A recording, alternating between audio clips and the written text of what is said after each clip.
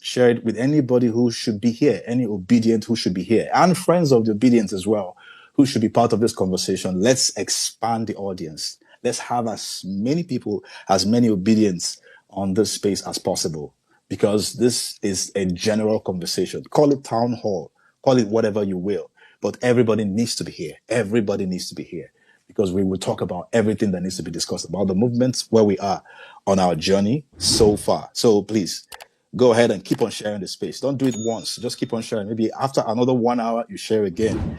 Let's bring in as many people as possible.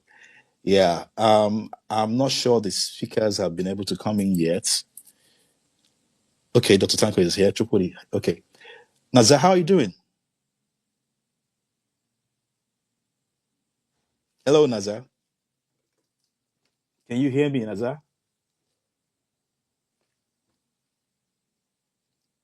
Okay, Hi, good afternoon. Can you hear me? Yeah, I can hear you loud and clear. Hi. Yes, I can hear you. I am doing very well. How are you? I'm good, but the sound in your background is not letting me hear you clearly. We need you to move away from the noise around you, please. All right. Okay, we're going to run. We're going to run quickly, like I said earlier. We don't have time, so this is 13 minutes after 7. So we already have less than 3 hours to go. Dr. Tanko, you're welcome to the space. Good evening. Thank you very much. Good evening, everyone. Good evening. How are you doing? How was the weekend? Well, it's been always work as usual, but it's all good for the good of the country. Yes, so for the new Nigeria will be okay. Nigeria go day okay. A new Nigeria that will be okay and possible. A new Nigeria is possible, for sure. Hi, Chukudi. How you doing, Chukudi? Hello. Can you hear my voice? Yeah, hi, Shuka. Hi, Nazan. Hi, Dr. Sanko. Hi, everybody. And I'm here for you guys. Thanks. All right. I think we should just go straight to the point. So I'm going to just open the floor with Dr. Tanko. Dr. Tanko, you might just to start from the beginning, let's just have some insights from you as to where we are in the movement right now, the position and the place where we are as a movement right now, looking at where we started, and then maybe give us some key wins, some specific key wins that we can look at also regarding the movement. Yeah. Thank you.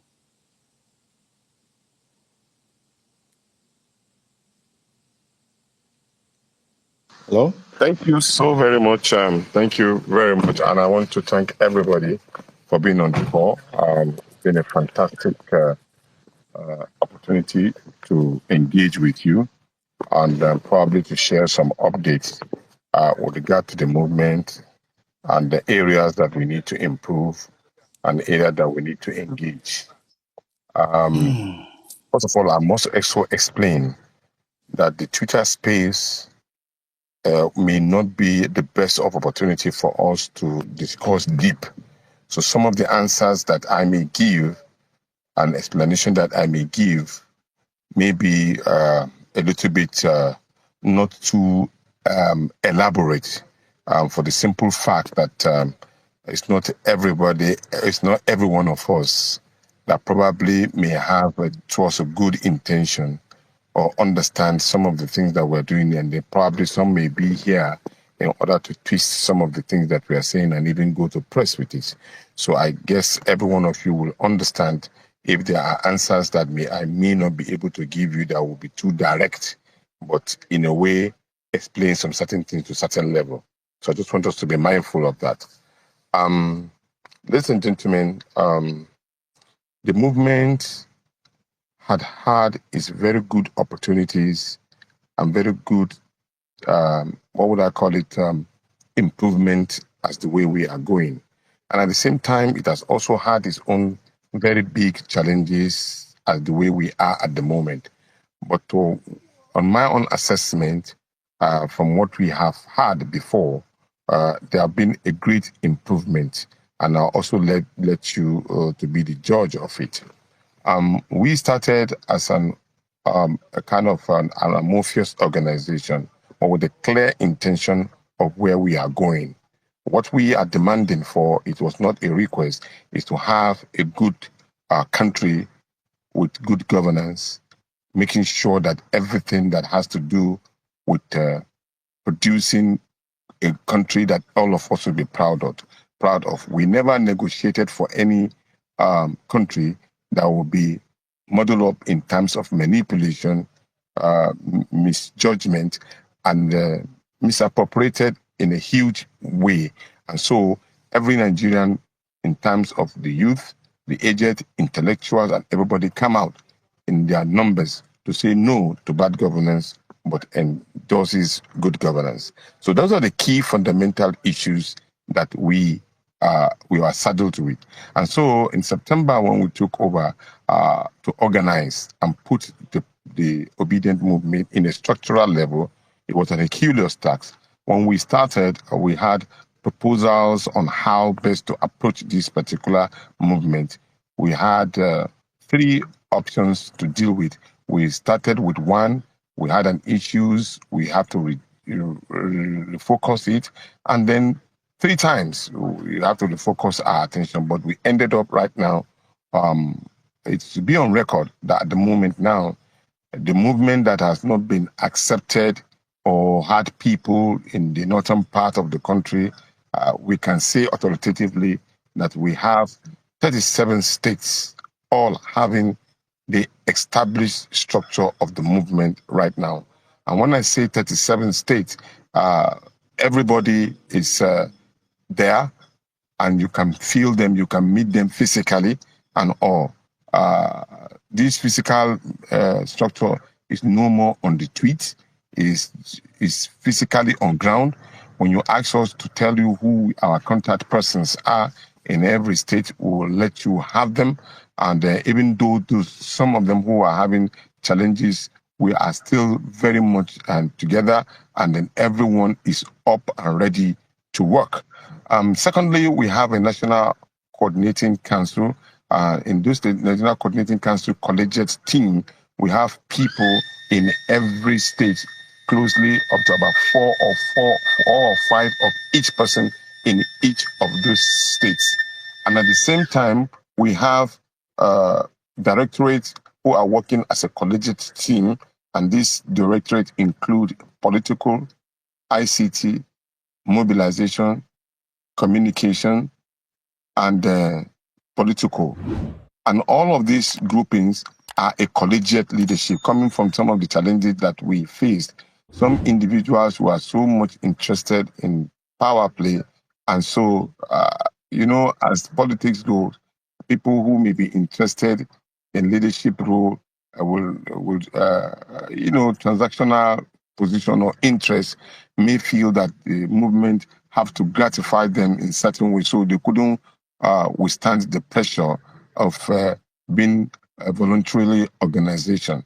And so those challenges we face, but we were able to overcome them, because the moment anybody exhibits, because it's a movement, people come in and people go out. Some who left, many people were queuing in the waiting to fill those particular gap. And that for me speaks in volume that, yes, this movement has a life of its own, that people are willing to ensure that it survives the test of time. And then here we are. Then apart from the directorate, we make sure that we had representative in the grassroots, and that including three persons from each local government. Each local government has three representatives. We have them in our database. And then we also have in our database close to about 1.5 million people who have registered to work with the Obidient movement down the line. We actually expected that we could have more numbers beyond this, but then maybe because there are some people who may not want to associate themselves with a grouping, but rather they just want to say they are supporting the Obidient, they are supporting Mr. Peter Obi as a person, and that's okay. So we have these numbers in our database, and then later on we also ensure that we did a lot of advocacy. This advocacy starting from the Northwest, where I come from. We ended up in Onitsha for His Excellency Mr. Peter Obi. We did one in Lagos and Gombe. And that of Abuja and River State were overtaken by events and all. Then we also went ahead to produce cards, membership cards, and then open up the portal of the Obidient movement. All of these things were done in the public glaring. And we also ensure that every state is continuously engaging people and mobilizing. So when we got to the level of politicking now, we can now say that the Obidient movement has been aligned with the African Democratic Congress, which will advertise and mobilize people. Remember, when His Excellency joined the party membership register did not get up to the level that it got to. But with this support from the Obidient movement, we were able to mobilize quite a large number of members, which we are still doing on a continuous basis to ensure that we have people who are representative of the Obidient movement in all the wards, the local government, the state level. And in that process, a lot of our people were being incorporated into the leadership of the party. Unfortunately, some states have various challenges as it were. Of course, you know, we came into the party quite a little bit late. So those who held positions in the party, of course, want to still continue to maintain their positions and whatnot. But it is also important to say that in the party, we were seriously being appreciated in such a way that they relied on us to mobilize people down to, because of the level of inclusiveness or how large the Obidient movement is. So we have quite a large number of people that are in the party and being carried along. Those challenges that we have for some of the states that are not being carried along, we are dealing with it. Remember, the party has some of the presumed leaders, and so we are trying to reach out to some of them to ensure that they didn't leave any of our people on ground.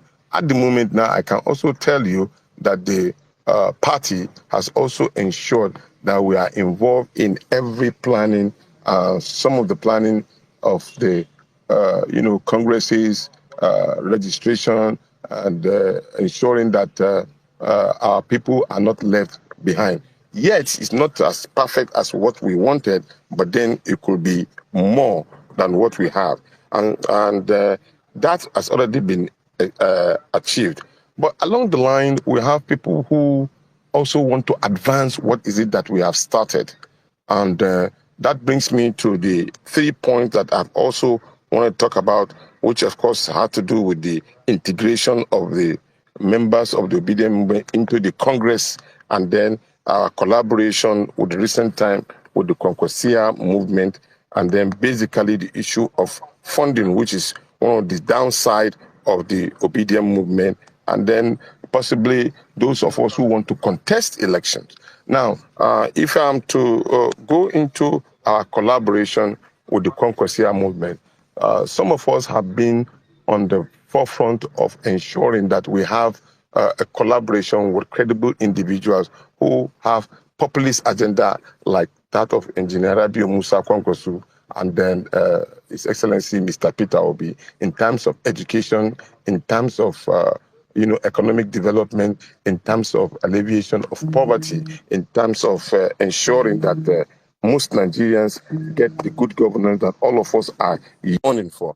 So this basically 4 or 5 things endear us to move a kind of a support to the Concosia movement. I remember somewhere around 4 years ago, even before the 2023 general election, I was in the forefront of this particular collaboration, and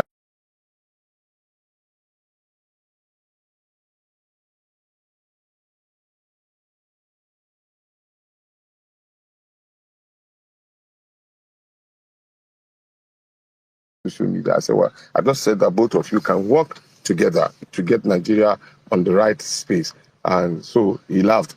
Fortunately for me, some of his own people who were together with him and then they are just saying that, Dr. Tanko, what you need to, we don't have time. We just need to put these two people in the room and ask them to give us the president or the vice president. That if they didn't do that, we'll go in there and beat them. So until when they give us the result that we want. So that's to tell you that the relationship or the discussions of this alliance or discussion with the Kwankwasia movement has been a very long thing, and that a lot of people have shown quite an interest in it. And I'm glad today we have people trying to work together to advance what we've already established, because it's politics now. We need to pitch our tent. It's not something that we need to wait on the wing again.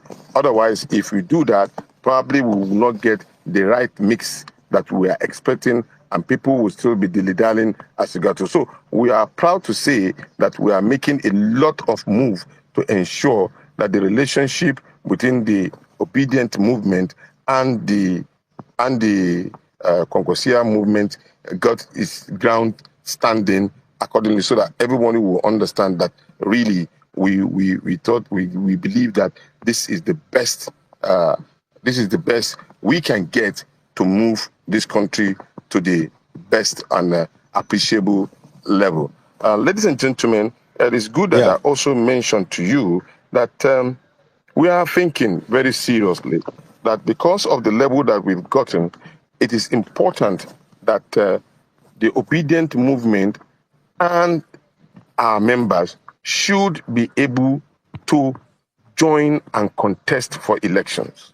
What I mean by contesting for election, if you look at the 2023 election, quite a number of people just jump onto the ship. Some of them do not have a clear-cut objective of the movement. Neither did they have the clear-cut objective of what they want to achieve. Rather, what they were looking for is just for them to get in the seat. So therefore, a lot of people won election without clear-cut directive. That is the reason why probably at the National Assembly, we couldn't get people who will represent the movement and His Excellency critically well. So, but we want to really dub our heart for those who really remain with the movement and work very closely with Mr. Peter Obi, and then staying with him. And then for those who left, well, we just wish them well, but probably they will not able to really come out and represent our interests. So we are saying that anybody who is the leadership of the Obedient movement who wants to run for election to please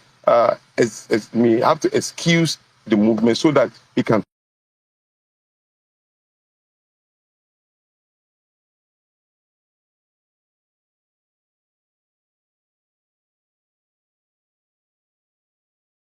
the movement. And so if the Obedient movement and its members now come out to support that particular candidate, we know we are doing it for a reason. So I'll use this medium to encourage everybody that wants to contest election. Please go back home. Let us have the movement represented in each of the wards, each of the local government. And if you decide to run for election, this is the best of time to do so. Considering the fact that there's two opportunities in the party for you to run for election or win any party.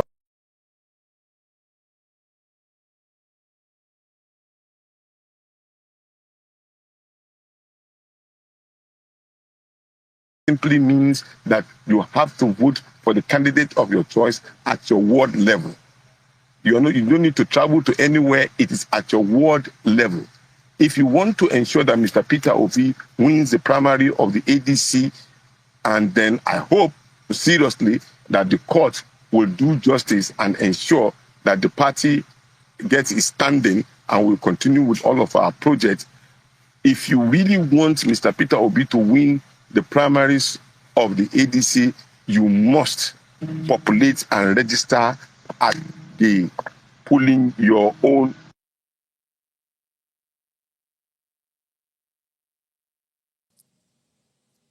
Hello? I can't hear him anymore. Can you guys still hear him?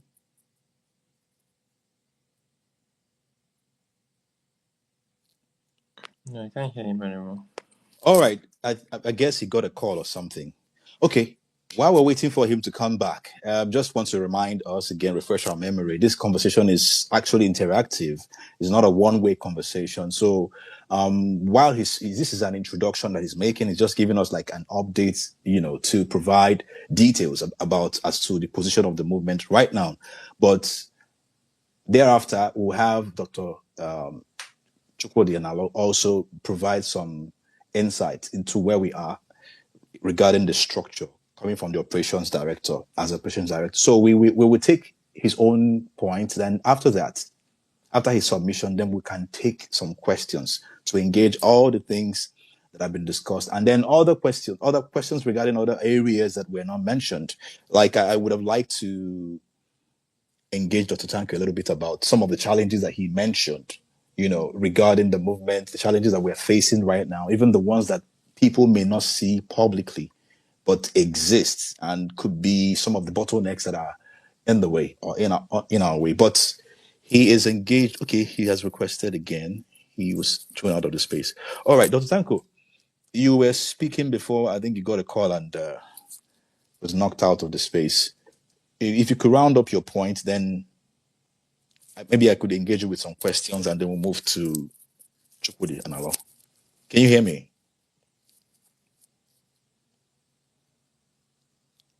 Okay, Chukwudi, let's go with you.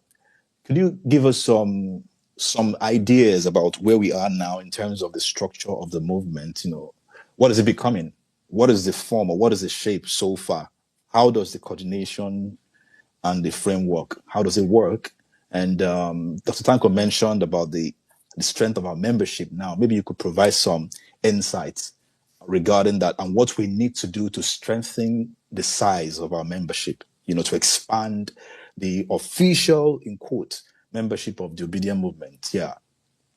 Let's start with that. If you can hear me. All right, can you hear me? Yeah.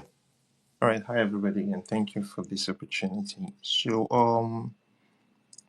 as regards where we are with the movement, I think one of the things I've always talked about in terms of building a movement is that before we can say we have a national movement, it needs to be such that the person and the grassroots in Brass local government in Bayelsa State can get to the center of the movement in terms of ideas. And the person as far away as Sokoto can also do that. And our information from the center can also trickle down to those places in a matter of 24 to 48 hours. At that point, can we say we have a movement? And for years, I have always thought of a movement as the bridge point to better Nigerian political engagements. And that is because our political parties at the time were marred with a lot of irregularities and lack of internal party democracy. So when we were tasked, so I'll just give a bit of a background just to bring us, for people to follow the journey. In 2023, we all canvassed and everything. And after the elections, there were a lot of gaps that were identified, and a lot of people reached out to His Excellency for us to be able to structure the movement. There were multiple engagements within different stakeholders against the movement in terms of people who run different support groups and all of that. It was a long-term conversation of what are the possibilities, what were the ways we could go ahead and structure the movement. Not until His Excellency gave the nod. So now we are here today whereby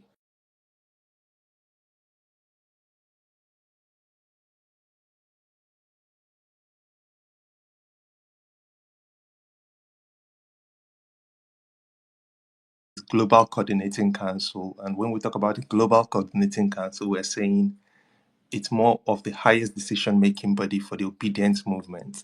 This comprises of all the state coordinators, all the head of directorates, and the diaspora coordinators as well, who are able to come together on a bi-weekly basis. So this is how far we've been able to come, is the fact that now there is a consistent meeting every 2 weeks of the leadership of the movement. But to crown it up, with that we will be coming to Twitter Spaces the following day after this meeting to give an update to everybody and offer the leadership up for accountability assessment, that anybody anywhere can come up and ask about the movement and get their answers directly. Also, on the websites, there are portals for people to be able to engage directly and say, okay, this is my idea, this is my thoughts. Now, to move it further is that we're now also going to start having, at the state levels, state meetings of such, whereby the state leaderships are meeting with their local government coordinators. And gradually, we are moving towards the town halls. There's been a bit of modeling of the town halls where we want to start seeing meetings regularly, because we can't be saying we are organizing if we are not able to go in every ward in Nigeria and be able to bring 200 to 500 obedience together to meet and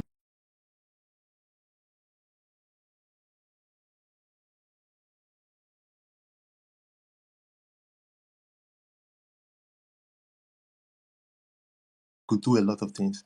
But also we saw the gap whereby there were multiple heads and we were all speaking, the lack of decision, for example, on the day of the election in 2023, whereby when the transmission was not happening, we did not have a structured way to pass that information across down. When we got the information from INEC that there was a way we could upload the data in the absence of direct access to upload it. So this is the kind of things that we are hoping to achieve. And today I can say that to an extent, it is not yet Uhuru, but to an extent, we're getting to that point. Today, for example, everybody now knows that, okay, there's the Obidient Update Webs platform, which is this handle now, whereby you know that any information, if you want to stay, because the key question is, you want to be part of this conversation. If you want to be an obedient, who knows what is happening?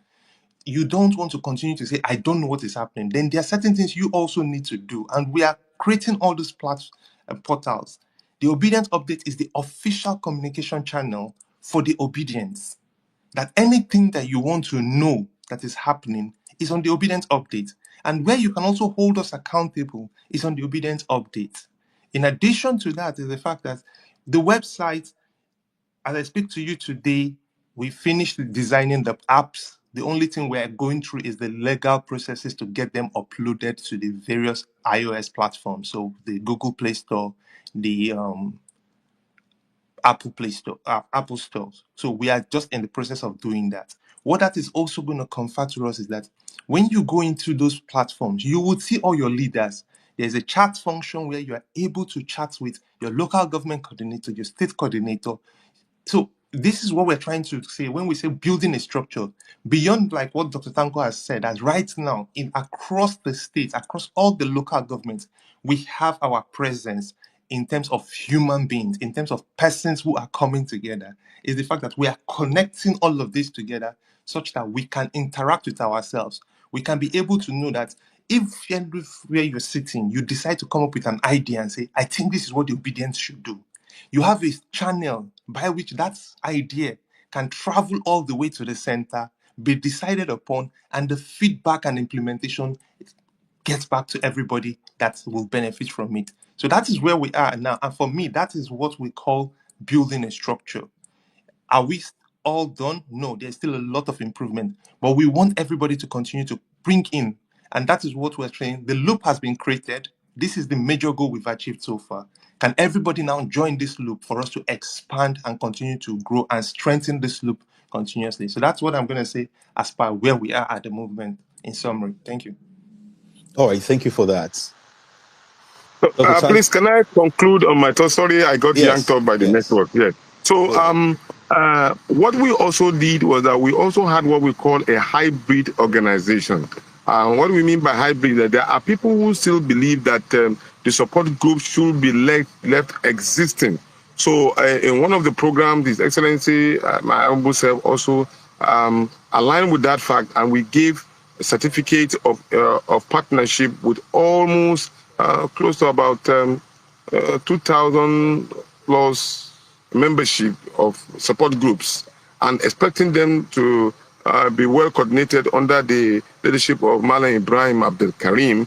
And this is the idea of having a kind of an hybrid organization where the support group can also function independently of the core group of the Obidient movement. This we did on a public clearing, and everybody saw it, and then every one of them, we have been engaging them as the case may be. So finally, I just wanted to talk about the issue of funding. We all know that the Obidient movement is a voluntary organization, and so it must have its independent funding. As we speak today, because of the fallout of the 2023 general election, quite a number of people were not able to account for some of the money that they generated and all. They did not account to those who helped them in generating this money. And I remember very vividly His Excellency Mr. Peter Obi, also with Aisha Yusuf, gave a public accounting of what was, people donated and support and all. It was carried, some were trying to be mischievous about those figures, but for his credibility, he makes sure, and I want to challenge, there is no any other group in Nigeria at the moment that can tell you that it has presented its accounting to the public. Only Mr. Peter Obi was able to do that, even for funds generation, and support. And I think that is part of the leadership quality that His Excellency possesses. And so this time, what we do is that we want to make sure that the account that will be published and be used is managed by Mrs. Ndidi. Ms. Ndidi is the treasurer of the movement, and then very soon we will make public whatever account that is going to be used for those who wish. It's not mandatory. Those who wish to support the movement, because many people have been supporting the movement individually. All the programs that we've done were supported by Nigerians. And recently now we've had all of our people who are building trust in what we have on the ground now to say, Tanko, where can we assist? What can we do? And we appreciated that. And that is the reason why we thought, okay, it is the best time now to let people have an account that you may decide to support the movement by sponsoring things on your own that you can see it vividly that it's working. You may not necessarily have to give us money or so. You may want to support in memorabilia and all, and you see it that is being used. So that way we can have trust. So nobody is cashing out or thinking about maybe somebody's going to use the movement to cash out for money and all. No, this particular leadership does not want to condone that. And then we only want to make sure that the right thing is done. And I want to say, ladies and gentlemen, we have a very big task ahead of us, and funds will be needed to execute whatever it is that we need to execute for the interest of our movement. So it has been a very, very challenging 1 year for me and some other persons who have been together with me to work and all of that. But we are very committed, and we want to see a new Nigeria, and we know we can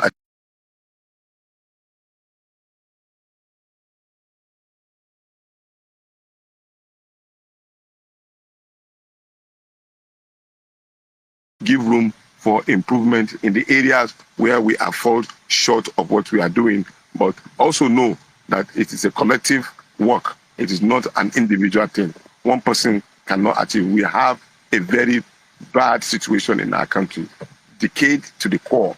It needs a lot of mindset, strong mindset, to be able to canoe this ship to exactly the destination. So I want to thank you for listening to this little update, and hoping that if there's any question that you want me to answer, I will try to give it the best answer I can. Thank you. Yes, please. I have a little question that I want to use. I want to follow up with what you said. Something you mentioned about those seeking office. So, I mean, we've seen this before. It happened in 2022, where a lot of people were riding on the wave of the movement.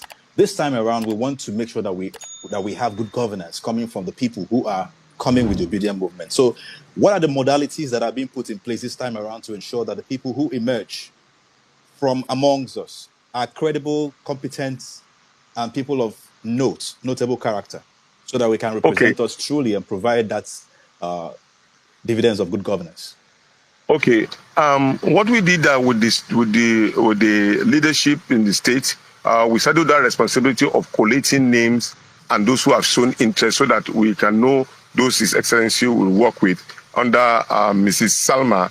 Mrs. Salma is a leading collegiate leader in Benue State, and so she's collating all the names. We will be able to provide every state with our contact, and every state, every local government with our contact to show, because His Excellency has mandated us to say who are those that want to work with us. So the modalities are very, very clear. We want people who can clearly tell us who they are, what they've done, where they are, and what they want to achieve for Nigeria through the Obidient movement. And we want a situation where we have a template, and those templates will be publicly made so that we can be able to pass through them. And your capacity, when I say capacity, in terms of your individual capacity, means a lot. What I mean is that how popular are you, and what are the financial capacity that you have to be able to finance your campaign, so that we can know where may be necessary for other persons to come in to support you where you are short, and the area when you meet up the threshold. Then if you meet up the threshold, then there are also going to be a form of a commitment to do the right thing. Not this one when you get to the office and then you lift the movement in complete fallow. I said it with all due respect. Many of the people who were able to win elections under the Obidient movement, even though it was not structured at that time, are not helping the movement. With all due respect, they are not. We want people who will be able to commit themselves to support the needs of the movement. That is how countries are able to survive and create a winning team. We want to have a convention. We want to have a convention where all of us can gather physically. We have the capacity to fill in the Abuja Stadium, which is just 60,000 population. We can fill it with about 176. Let's just imagine we have 176,000 polling units. Let's say one person from each of the polling units are being sponsored to come to Abuja. We will fill that stadium with 176,000 persons. And I know the Obidient movement has that capacity. So imagine if we have 176,000 persons gathering in a group, in a place, and then His Excellency Mr. Peter Obi comes in and then make an announcement and address the people. That will speak in volume. These are the kind of things that we have in plan to do. But then we will need everybody. We may not have to gather people and tell them to come. We are providing buses to them. Individually, we can sponsor them and say, you, in all of our local government, as a contestant, I'm supporting my people with transportation money. One by one, they come into the venue, and then we fill the stadium, and then we speak to ourselves and mobilize and speak in the areas of what will make a lot of money. So this is some of the things that we have in plan. We want people who have the capacity to support the movement, not those who are hypocritical about it. Now they got to the position of power, they only neglected the vehicle that brought them in. Honestly, we are really looking into that seriously. All right. Thank you. All right. Thank you very much. All right, guys. We'll be opening up the speaker corner for questions. But in the meantime, I just want to move this to. Can you guys still hear me? Naza, can you still hear me? Okay. Chukwudi, I'm coming back to you. Would you like to add more to what Dr. Tanko said about how we are, the yardsticks we're looking at to qualify those who are representing us or who are going out there to run for office? And then to add to that, the finance part. I believe people will have questions, but if you could share more as to how this is going to play, that would be great. And lastly, where do people plug in? How does it work from the ward level? When people come in, how does it play in? Is it just by attending the town hall? How do they pick up their task or pick up whatever their roles are when they register? Okay, sorry, let me just understand your question on funding. Are you talking about the funding for the candidates, or you're talking about the funding? No. General finance. Funding for the movement. This conversation has come up many times. So we're now coming with a fresh page. We're saying we want to do this right? Make sure that whatever finance is coming to this is used judiciously and accounted for, and there will be transparency. So if you want to add more to what Tanko shared about that in details, fine. Okay, thank you for that. So, in terms of, I'll start with the candidacy. I would want to put something before I make my submission is the fact that evidence-wise, there's been conversations about to achieve meaningful change and meaningful development in any nation, it takes about 2 to 3 decades. Why I say this is that so that it helps us manage our expectations of what we can achieve at every phase. While we want a country that works and function, meaningful change politically takes about 2 to 3 decades. So this is telling you that some things we would achieve on the short term, some things we will achieve on the long term. Long term wise, we are looking at to get to a point whereby for people to run for office, they start preparing about 2 years in advance. It's not the case of 1 week or 2 months to election, people start running. We are trying to get ourselves to a point whereby we say, oh, for you to run for office as an obedient, this is 1, 2, 3 processes that you must complete. You probably, let me give an example. The School of Public Policy and Governance that is run by Madam Obiese, you must probably have completed a 3 month course there. You must have done this, you must have done this, you must have demonstrated you have done XYZ to be able to achieve before you can become eligible. So this is the long-term vision that we're hoping that we will get to, whereby there are minimum benchmarks and minimum standards for candidates to emerge. However, before we are able to structure ourselves to get to that point, what we have at the interim now is that people need to demonstrate themselves to be acceptable within their local places. It's not that somebody just sits anywhere, you've not been participating, you've not been engaging your people. They just come in and say, oh, I want to run. In certain places, it might fly because what is happening is maybe you go to a place that they don't have any strong candidates and they're just looking for any candidate and then they might back you. But in other places, we're beginning to see across the Obidient movement where certain candidates are told, sorry, we cannot support you because we don't know who you are. This other person, you might be coming with a lot of resources, but this other person we know. This other person we have been working with, we can vouch for this person. Hence, this is the person we're going to back. So these conversations are already happening across the obedience movement nationally. We would be trying to compile names, but we will be vetting those names through the local structures. And the local structures should be able to give an account of who you are before we can all throw our weight behind you. So that's basically where we are at the moment. But why I'm saying that is because it's not yet all perfect with us. The elections are already before us. Certain things cannot be in place. But long-term future, probably by the next 2031 election, we would already be coming up maybe 3 years before the election to put out as a movement, this is our minimum benchmark. And if you know you want to be eligible, start your processes. Don't be a last minute person because we feel like leadership should be intentional. You should be able to sit down, articulate your thoughts, know what you want to do, not the one that you are saying, I want to run, but you just give me like 3 months, I will go and propose my proposals and my manifesto. No, you should have sat down, done your consultations, done your surveys and all of that. So I don't know if that answers the question.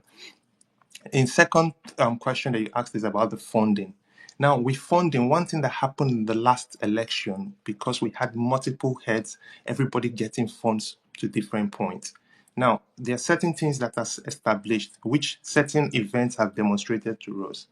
In Nigeria, it's a low trust society. Hence, people always want to put their money where they think it's already working.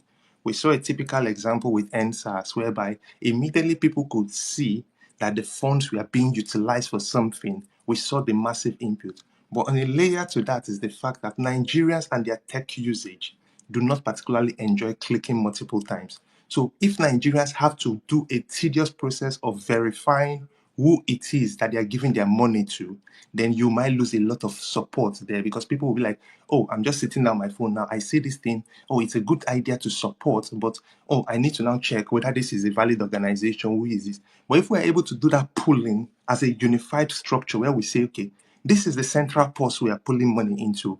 And this money that you know that you're supporting the movement with for a better Nigeria, 10% will be used at the center level, at the national level to be able to carry out activities. 40% will go to your local, that's your state. The other 50%, that's 50% or 40%, go straight to your local levels, right? So these formulas are things that we're working out now in terms of sitting down to have the understanding at the global colleges level. I think that's some of the issues that are pending for like next week conversation to decide on what are going to be the formulas, because when we start opening up to funding, we want to make sure that everybody knows where the funds is going to go to. So if you come in and give us 100 naira, you know that 20 is going to the national, 30 is going to this point and that point. But most importantly is the accountability bit of it, is the fact that one thing that we would insist is a regular update of every penny spent. Every penny spent. We will be able to work out, should we do a quarterly accounting system whereby every quarter on your website, on your web email, if people notice, you'll find out that some people got emails. If you are registered on the website, when it was ADC registration, you got emails telling you go and register on the ADC. We are hoping that if we are able to increase our capacity in media in the next few weeks, we will be able to start sending out our regular newsletters on a bi-weekly basis to give updates. And that is the same process we're going to take with funding, is the sense that on a quarterly basis, you will get update of every penny that goes in, right? So there are models to that we're all sorting out, and we will all be making that decision together. When we come to spaces like this, we're expecting people, if you have an idea, bring the idea. If you feel like it's a proposal, go on the website and submit that. That way we can be able to get the best idea of what. And if you remember my first introduction, in fact, we want to build a loop that everybody's idea matters. I am not an accounting person. There might be somebody here who works in the big four, who is top-notch accounting, who has been able to design something significant for an organization somewhere in the world. Because one thing I always share in mind is the fact that every top organization in the world, there's a Nigerian there. And if we can bring all this, our talents and everything, to improve our country, then we will have one of the greatest countries in the world. So if anybody has an idea that they think this is a better way to structure the funding and ensure transparency, because at the core of it, like I said earlier, is that Nigeria is a low trust society. So to be able to win people trust and get them to donate is the fact that you must be 100% transparent. That's what we are standing for, just like our principal stands for it, that 100% transparency will be ensured and total accountability will be there for every penny that comes in. But it is also important to know that having a central collecting system also helps us that people are able to know that, because you want to do politics with more of a disposable income. So you want to create a system whereby people are able to say, you know what, I'm going to give 10 naira today, and next week I'm going to give another 10 naira. So I don't need to wait until the last minute when everybody's now saying what we need is 1,000 naira. But the little by little, we can start doing things. And most importantly, I want everybody to go home with is that we are on a journey. Meaningful change takes time.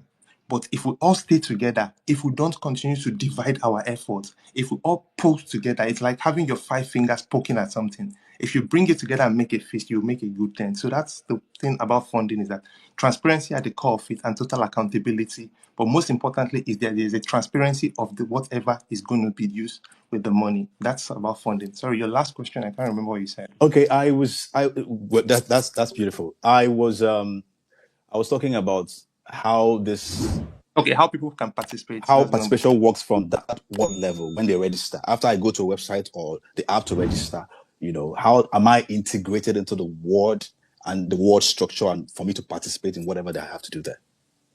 Okay, so regarding that is the fact that we want to be able to use both the digital and the analog mechanisms, in the sense that we are taught to be obedient with very digital savvy, and we're able to do a lot in a very short time. If you register online, it helps us to get your data, but we're also wary of the fact that there are some of our people who probably do not have access to the internet and they have phones. Our hope is that we get the resources, because most times it is easy to say we want to develop the technology to this point, but developing the technology is also resources. If we get the resources, we will get to a point whereby people can register on our website with just using SMS. These technologies exist, right? And that way we can cover everybody. But the key thing is the fact that, I think 2 days ago, we already had that on the listing. Just that when we were doing the updates for the app listing there, I don't know what the tech people did, and we lost a few functions. I think it's reset us back like 3 updates. So we're going to hopefully in the next 2 days, you will have that key function in the fact that when you register, you would see all your leaders. you don't need to start coming to Chukudi or coming to Obidient Update to say, please, who is my leader in so and so local government? Because when you register, you register with your date, your state, your local government, your ward, and all that. So immediately it automatically populates on your own page your leaders for you. Now you don't even need their phone numbers. Right in there, you can communicate with them. In addition, all of these leaders, we are trying to make sure that they all have their access point whereby they can schedule meetings on that platform. So if I am from, for example, in Alimosho local government, I will get a notification when there's a meeting of Alimosho local government. And that way I can attend wherever the meeting is scheduled. And when I get there, then I now do the physical issue. And then decisions are taken that are local to that people. Because one thing we must understand in Nigeria is as much as we're a nation, our perspective differs. What politics feels like in Bielsa is very different from what politics feels like in Sokoto. And when you start crystallizing it down to the various local governments, it also differs. So what we're trying to do is bring our people together in that small perspective so that they can collectively determine what works for them. We don't want to just sit down at the nation and say, oh, we want to do 1 million man march tomorrow, or we want to do a cleaning day tomorrow. We want people to make decisions at those local levels, what matters to them, what politics means to them. And collectively, we can amplify, we can support and make sure that the leadership of Nigeria matters at every point, and our obedient people are at the forefront of driving that message home. Thank you. All right, thank you very much, Chukwudi. We've already spent 1 hour on this conversation. You see how quickly time is passing. So I know everybody is raring to go now. A lot of people are raring to go now, and we're getting into that interaction. That's the next section we're getting into now. And I think we should do it this way. We will have questions, engagement, just coming with questions about anything that you are concerned about. Even if you have it in your head as something that you think should be done, you can turn it into a question. I mean, everyone here knows how to do that, I assume. And then when we have done a lot of that, I mean, when you bring the questions, then Chukwudi or Dr. Tanko can respond to that, can engage some more, they respond. If I want to come in, I can also come in and help with that, depending on what the question is about. Then after we've dealt with the questions for some time, we'll now move over to contributions. That's when the ideas, insights starts coming. If you have anything you would like to contribute as part what we should be doing or what we can do to strengthen what we're already doing, you can bring it after that. So this session is strictly questions, please. Strictly questions. So just make it brief, avoid any protocol, go straight to the point. Sometimes you might decide to mention who you are directing the question to, or you can just throw it up there and anybody can pick it up and answer. So we will start with, let me just say this. We have a ground rules. I laid it down in the beginning. This is a civil conversation, so we have to respect ourselves, respect the audience and make sure this is where people who are civilized are having a conversation. Also, try not to deviate or derail us as we're having this conversation. Just make sure that whatever you're bringing as question is in line with what we're discussing tonight. Yeah. Thank you. So let's go. Let's start with Peter Obi 2027. Peter Obi 2027. Thank you very much. My name is Ellis Chinwosu. I happen to be one of the diaspora leaders for Asia, and I run this account to promote Peter Obi's candidacy and his policies. And yes, I will give a question, but just 1 minute or so. Thank you very much, Dr. Tanko, for what you do as our leader.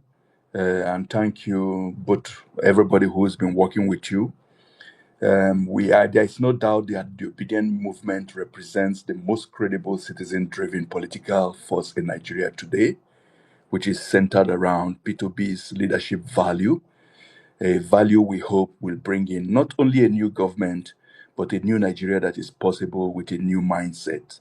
A new Nigeria where Nigeria will be respected internationally, where the citizens will be able to elect their leaders democratically. So we in the diaspora, we've been doing everything. I want to also thank all my fellow leaders in the diaspora, those in the UK, especially those of you who did a protest in front of the parliament. Elvis, please save our time. Let's go. Yes, I'll save your time, but I'll have. This is also a movement of the this thing. So just let's do it like we're okay. I'm not. I'm not. I am. I'm not. I've not even spoken for 1 minute. Okay, we are doing an obedient movement, and it's an update. That's what's the topic. Remember what I So we said. need to also Hold update on, please. Hold on, ourselves. please. Remember what I said. But let me just ask my Okay, question. go on. So no, my brother, don't do like this, my okay. We've used 1 hour to listen to you as leaders, and you can use 2 minutes to listen to us. Okay, that's how we do. It's a We, political we will movement. do. We will do. Yeah, We will do. We that. will do But that. But an remember, introduction is an introduction before you yeah, ask a question. Okay. it's not like we Yes. don't. If you have allowed me, I would have ended. Hold on. This is the reason why I'm doing this. We will have more than 20 or 25 people coming here to speak, and if everybody follows your step, we're not going to be able to exhaust this in 4 hours. Yeah, but you can Trust me. give people So, you can so give people like 2 minutes or one So minute what to we can talk. do, is deal with the questions first. We'll come back when we now talk about our contributions. Do you understand? That's the order of the conversation, please. Thank you. It was quite unnecessary anyway. But okay, let's go back to the questions. Look, there is no doubt now that Nigerian democracy is under attack. So my question is this: what plan of action do we have to counteract Tinubu government's plan to cancel Obi from the ticket? And how do we let the world know about the threats of democracy in Nigeria? Because this is a very important aspect of the obedient movement going forward. What plans do we also have to put pressure on the Supreme Court to make a judgment as quickly as possible? Because the way it's looking like, it doesn't look like we're going to have an election in 2027 if Obi doesn't come on the ballot. Thank you very much.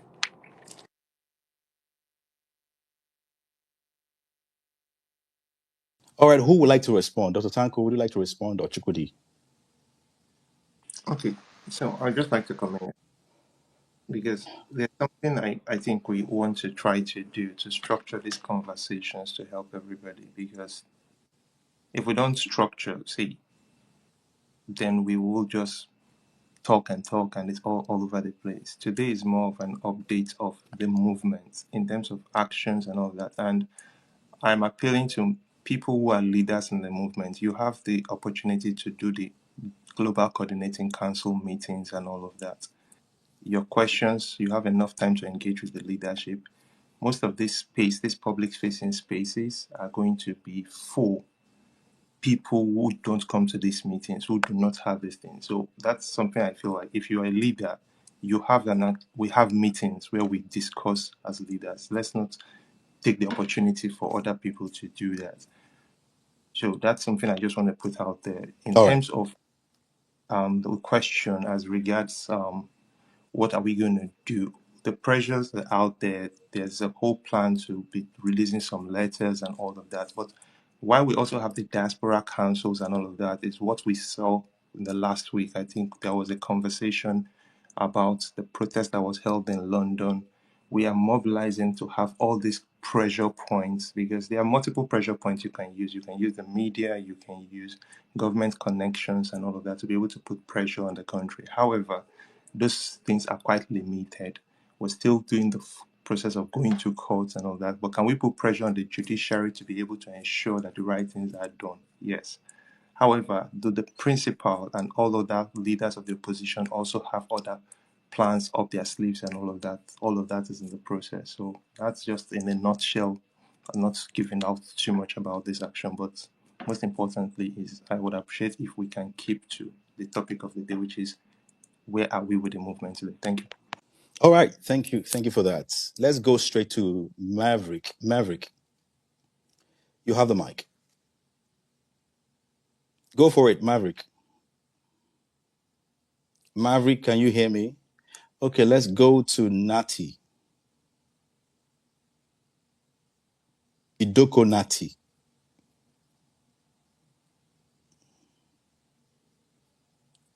Idoko Nati, can you hear me? Please, if you come into the speaker corner, stay by your phone so that you are ready to speak when we call on you. Tammy, take it up. Tammy. Maybe there's a network issue because we can't have three people unable to speak at the same time. Ibrahim, can you hear me? Yeah, I can hear you. All right, go on. Yeah, good evening, all. It's my pleasure to be with you this evening, and my questions or contributions go this way. And I took my time to listen to the whole of the summit you've made this evening, but my questions go this way because we all know that 24 hours is very much with respect to politics, in particularly in northern Nigeria. So a lot of people ask us a lot of questions that are yet to be answered. If I had wanted to answer the questions, I could maybe have made some flaws, but I just want to use this opportunity to ask you for clarification. Particularly, what is ravaging the North right now, economically, security-wise, and in terms of the power. So I just want to channel this to you. Maybe what are the parameters of the OK movement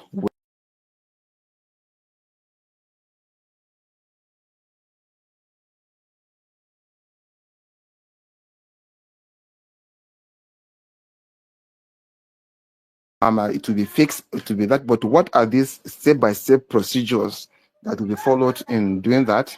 And secondly, the issue of the power of the country. What are the, because a lot of promises right back from the Obasanjo, Eradua, and things like that. None of them could be able to do something like to fix it, to put it in order, which is actually affecting the businesses in the northern part of the country and other part of the country. So I just want to, what are these step by step that could be used to canvas for the votes from the masses? What are those things that could be used that we can even use it the way Tinubu said, if I could not fix power, I should not be elected, because we'll use that against him in our campaign, strategy. So I just want to give us a clear roadmap.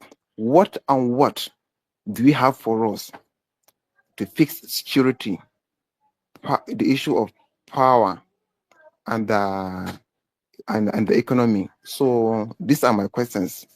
Thank you very much for giving me the opportunity to speak to this evening. All right. Maybe I think we should take one more question before we have a response from Chukudi or Tanko. So let's hear from Tammy. Tammy, are you still here? Tammy. Okay, Tammy's gone. Nati. Nati, go for it. Nati, can you hear me? Okay. Abiodu, go for it. Yes, good evening. I have a question for Dr. Yunus. Yunus? Dr. Yunusa. Yunusa, I beg your pardon. Dr. Yunusa Tanko. Yeah, thanks for the mic. Mr. Tanko, is the Obedient movement an interest group? Because it talks like an interest group, but it does not act like it. That's the first question. Second question, Peter Obi is going to become president. He's going to serve his term. And like his predecessors, he would move on. Would the movement still be called Obidient, since Obedient was coined out of Obi? And lastly, does the Obedient management need help with drawing up memorandum of understanding with those that may want to use the movement to run for political office? I think that may help in establishing agreements between the movement and those that may want to use its platform to run for political office, so that they can deliver on the policy interest of the Obedient movement. So if you do, I'd like to talk about it at your earliest convenience. Thank you. Thank you very much. Thank you so much. Yes, of course, there will be a kind of a form of agreement. And that was why we said if you have good ideas that you think can help us, we'll be ready to engage. So please try and reach out to Dr. Analo as you have good ideas on how you think probably those documents should look like. We'll be very, very happy to have your perspective to it. Yes, the Obedient movement has an interest. The interest is Mr. Peter Obi. We believe that Mr. Peter Obi will usher in good governance for Nigeria, being that he has been able to do that while he was a governor in Anambra State, and with clear-cut objective and accountability. And the accountability is the only governor so far on record that he has been able to really provide infrastructure, not borrowing one single kobo, not like the way this our president is doing every day. We are borrowing one kobo from another, and yet the people are not seeing those money that have been borrowed. And Mr. Peter Obi stood tall throughout his tenure. He made sure he paid all the outstanding pension and gratuity without borrowing anything, and at the same time leaving about 75 billion naira in the coffers of Anambra State. The only governor that did that was former President Musa Yar'Adua, who left about 5 billion naira. So you see, clearly we have an interest in him because we believe he has been able to prove himself beyond reasonable doubt, and he has been able to show accountability. If we can get such a person in office to lead this country, we would have had what we are requesting for, which is clearly good governance with accountability and productivity for the country. And at the end of it all, the movement is coined around his name because of his credibility, consistency, character, capacity, and then compassion.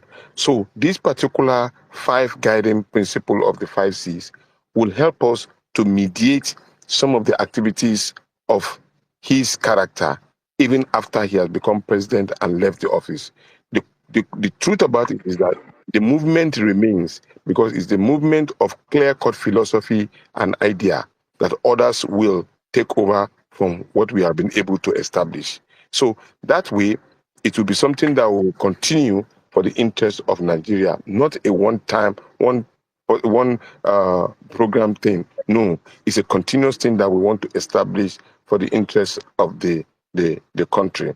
And the other question that was being asked about what do we have for the North, let me clearly say, the OK movement is a clear-cut advocacy for the joint ticket of Obi Kwankwaso. It's a clear-cut advocacy that we want these 2 persons to lead us. Not like I said earlier on, we've been on this matter for the past 4 years plus. It's verifiable. We've been on it, trying to ensure that we have this candidature. And so, if Nigerians who have spoken now in volume indicate that these are the people that we want to lead us, this is what we should champion to ensure that the party understands this. The political party that we may run with understand this particular advocacy and say the Nigerian youth and the Nigerian people have spoken and this is what they want. And if that should be established, I can tell you, Mr. Peter Obi traveled to Egypt. He wants to know how did they generate power and even give it to other neighboring countries. Mr. Peter Obi is seriously interested in agriculture. He knows that agriculture is a money-making machine that can transform the fortune of the North. Because what you get in agriculture can quadruple what you are getting in oil. And who will be the benefit of those particular initiatives? The Northern people, the Northern youth. These are things that I have been saying consistently. We must emancipate ourselves from the shackle of poverty. And let me be humorous with you. The Igbo man knows how to search for prosperity. The Igbo man has been able to prove himself beyond reasonable doubt in everywhere. Anywhere you go where you do not see a Southeastern man, please run, because there's no prosperity in that. So if we have a Southeastern man who, with all due respect, does not tout it, Mr. Peter Obi does not even tout it, but is somebody that can energize the base, somebody that is a wealth creator, is somebody that can account for money. He can be able to tell you that there is a prospect here. There was a situation that happened just a few days ago in Abuja, and somebody was low in terms of income. And he taught the man how to generate fund within 1 hour. Today, that guy is a millionaire because he taught him. He taught him what he need to do based on what he. I just want to protect his name. He taught him that look, you can use this, and we need that. We need that. The poverty rate in Nigeria is so high. People can't eat a square meal. There's hunger in the land, in the mix of plenty. So, Mr. Peter Obi, we, not even him, we can assure you with his leadership and combined with the kind of empathy and compassion that both of them have, him and Engineer Rabiu Musa Konkosu. And I'm promoting this. I'm not shy about it. It's very important because these people, for me, they've proved beyond reasonable doubt that they have the capacity and they have this country at heart. Imagine this is security challenges in this country. It's out of poverty. It's out of poverty. Our local government are not getting the funds that they are being promised or being told that they have. Local government cannot execute normal street requests. Street requests in numbering, building roads, schools, and all of that. They cannot do it because they don't have the funds. So imagine if we make sure that each local government has is for 774 local government have a domicile way of survival, and we engage them into productivities and making them more involved. They will be the first person.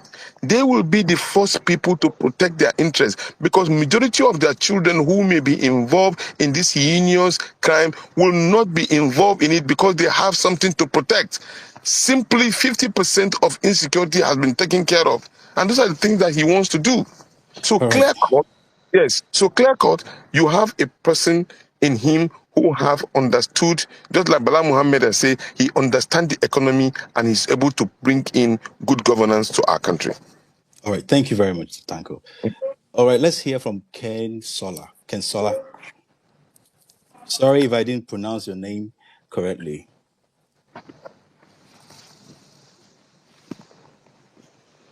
Ken Sola, are you ready to speak? Yeah, I'm here. All right. Go on. Yeah, Go good for it. evening, everyone. I'm very happy for the movement we have in this time in our country's life.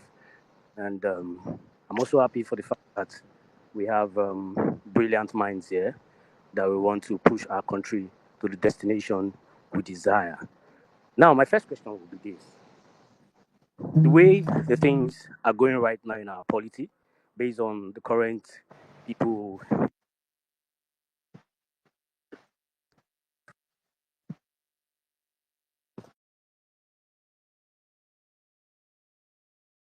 Looks like he's having a connection problem. I don't know. Can you hear him? Mark, can you hear him? No, I couldn't hear him anymore. Okay. Ken Sola, please sort out your internet while we have other persons bring their questions. Okay, let's take another question from Honorable Prince. Honorable Prince. He's a listener, he's not a speaker. Okay. Okay, Uncle P, go on. Okay, good evening, everybody. Good evening. Okay, so I have certain. First of all, I want to congratulate everybody for being here. If you can't hear me clearly, I have a retainer in my mouth, so Your voice is loud and sorry. clear. Okay, so when we were asked to join the EDC registration, I joined. They brought out the OK movement list of coordinators and everybody. I contacted my state coordinator. They brought out the Obidient Connect website. I joined. And as someone that has joined all these platforms, as a matter of fact, when one MMC, the 1 million man march, we came together and wanted to do 1 million march, I still contributed. Like I've been really active. Do you get? And as someone that has been trying to, I like has this zeal to get these things to work, I have to. I think I have earned a bit of right to complain about certain things. First of all, the group that is the Obidient group. Normally, when you join the Obidient Connect, you put in your PVC, then they'll now categorize everybody into polling units and wards. In the group that I am in, my ward, I am the only person. I've been the only person for a couple of days. The OK movement, we asked to they put the numbers of our coordinators and everything. I contacted my state coordinator. and the responses have not been as encouraging as we want it to be. He promised to create a group chat. No group chat has been created.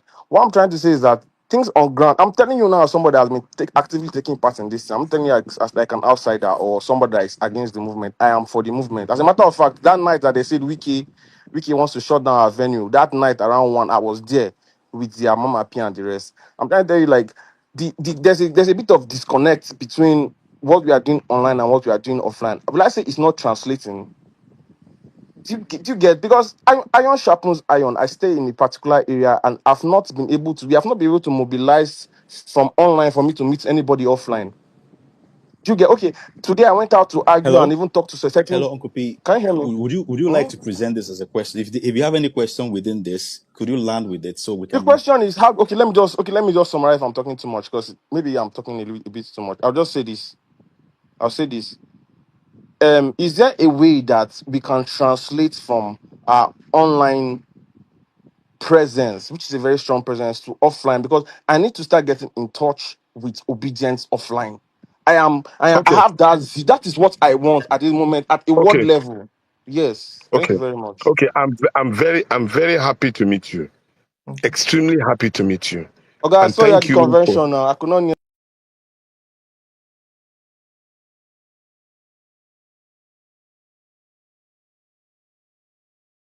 I don't dey carry anything. Now, so I did solo. Nothing. If you Nothing telling select you. I bros, just you talk go to. understand. If you select, I mean, hear you. No, no, forget that matter. But no celeb at all. Come to me so that we can be relating. Let me explain. As a leader, of course, you are a leader. Do you know that you yourself can initiate others to join you in that yourself group? You don't need to wait for anybody to call you or connect with anybody. You are a connector already. If you are not seeing them doing it, you have the power to move people in.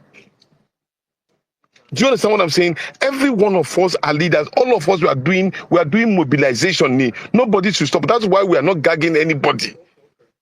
Move, call people. When you come 1-2 person, I did what they were called Operation 10-10. You mobilize 10 people. There are 10 people, they come into that particular group, whichever group you have already connected with. The 10 group become your own connecting point. The other people have 10 connecting points. We are moving. So don't wait for anybody. Beg you, don't wait for anybody. Let them come with you. You create them. You know what I did? Many people, if I posted, they will tell me that, what did I win in my local government? I know those ones who are accusing whether we won election. I had eight polling booths in my ward in Buhari local government in Dawaki. We won all. For those who did not know, we won all of them. But today I have moved that particular polling unit of mine to my local government in Kura, because I believe that every one of us should go back to his polling unit and mobilize. That is where the action is. So if you are listening to me, every one of us, please identify your polling unit. How many people have you been able to mobilize?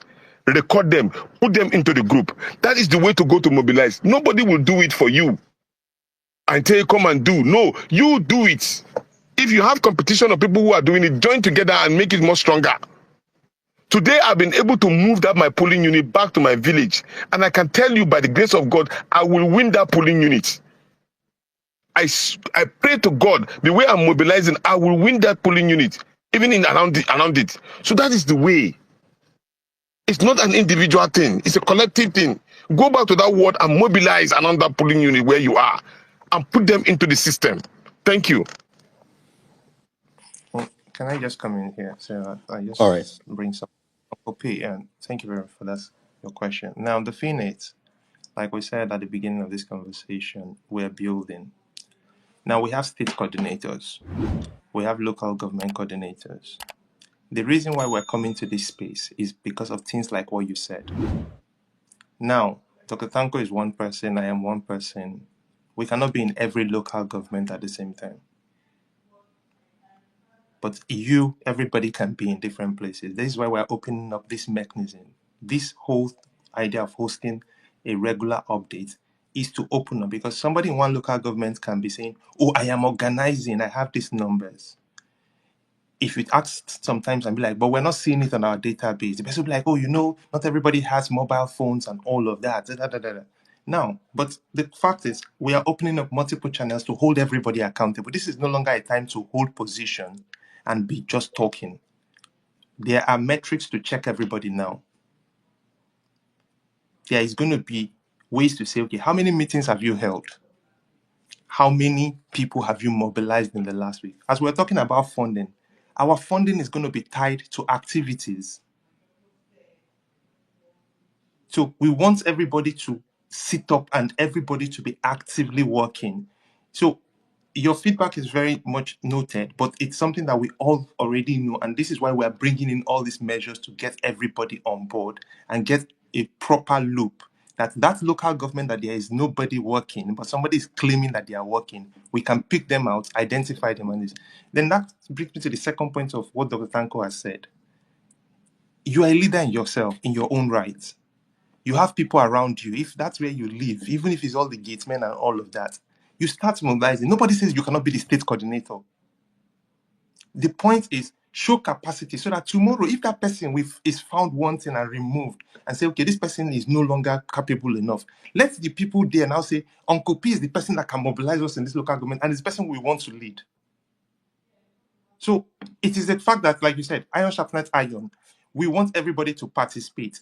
Go and create your own capacity, build your own people, so that those people will come up and say, in this place, this is the person we want to lead us. And then we can now say, okay, this is the person that is leading because he has the number. He's the one that everybody is willing to follow. He's the one that is organizing. Initially, we were able to pick leadership based on the fact of like, okay, last election, some people were very active in 2023. Maybe for certain reasons now, they're no longer very active. They're not able to mobilize. But they are not also bold enough to come up and say, sorry, right now I've got other things that are making me so busy. I cannot continue to engage and all of that, right? So at the certain point, we want to get to that point where we're able to have a transparent process of which leaderships emerge, whereby leadership emerge by the work you've done, the work you've shown to be seen doing and all of that. So it is just a process that we are all building, and we believe that everybody is part of that process. So please, my message is don't wait for us. Start building in your base so that when this, and keep bringing this feedback, like this local government, go on the website. There is a way you can drop a message. If you are signed up on the website, you will see that in your inbox, there's a way you can drop a message. You will see your leadership board if your leader has been uploaded, because we're still uploading all the leaders. And most of these things is taking us time because we don't have all the manpower. The money we have to hire people is just few. So we're doing it. Some leadership boards are already updated. If you go and look at that point, you'll probably see who is your state coordinator. No, my own is not my polling unit. My polling units where I register to vote, where I Mhm. vote is in Nasarawa State. So these are the things. That's The what the I'm to. board, the board. I've checked. I even dropped the message in the group chat. I don't think there's nothing. On the Obidient Okay, website. don't worry. We Obedient will Connect, send right? you. No, not No, Obidient. no, no, no, no. Blame here. Which Just No, one? no, no. Obedient let, Connect is different. We're talking Which one about is the that? obedient movement. What we'll do is that I said connect with Dr. Analom, who will give all the data of all the three persons in each local government. You will get them, and we can send you their phone number. Why we do not want to publish this? It will easily give them they become vulnerable to other people who may want to use them for other malfeasance. So, but if you call us directly, we'll give you the numbers and people that you meet. If they are not active, make them active. But these are the people that are on the ground. Please, I Please. follow Dr. Nalo. Me, I'm 100% interested, so I'm absolutely. down. Thank you. This is Thank you. Thank you. what we're trying to eliminate. You don't have to contact me. We don't want this thing that if you don't have my inbox, you cannot reach me. If you register on obedient.com, go register, login, you will see your leadership board. Once you reach your leadership board, you can send them a message directly. You can also bring a feedback and say, I have contacted this person, he is not responding. And that feedback is what we're going to use to make a decision on whether that person is fit or not.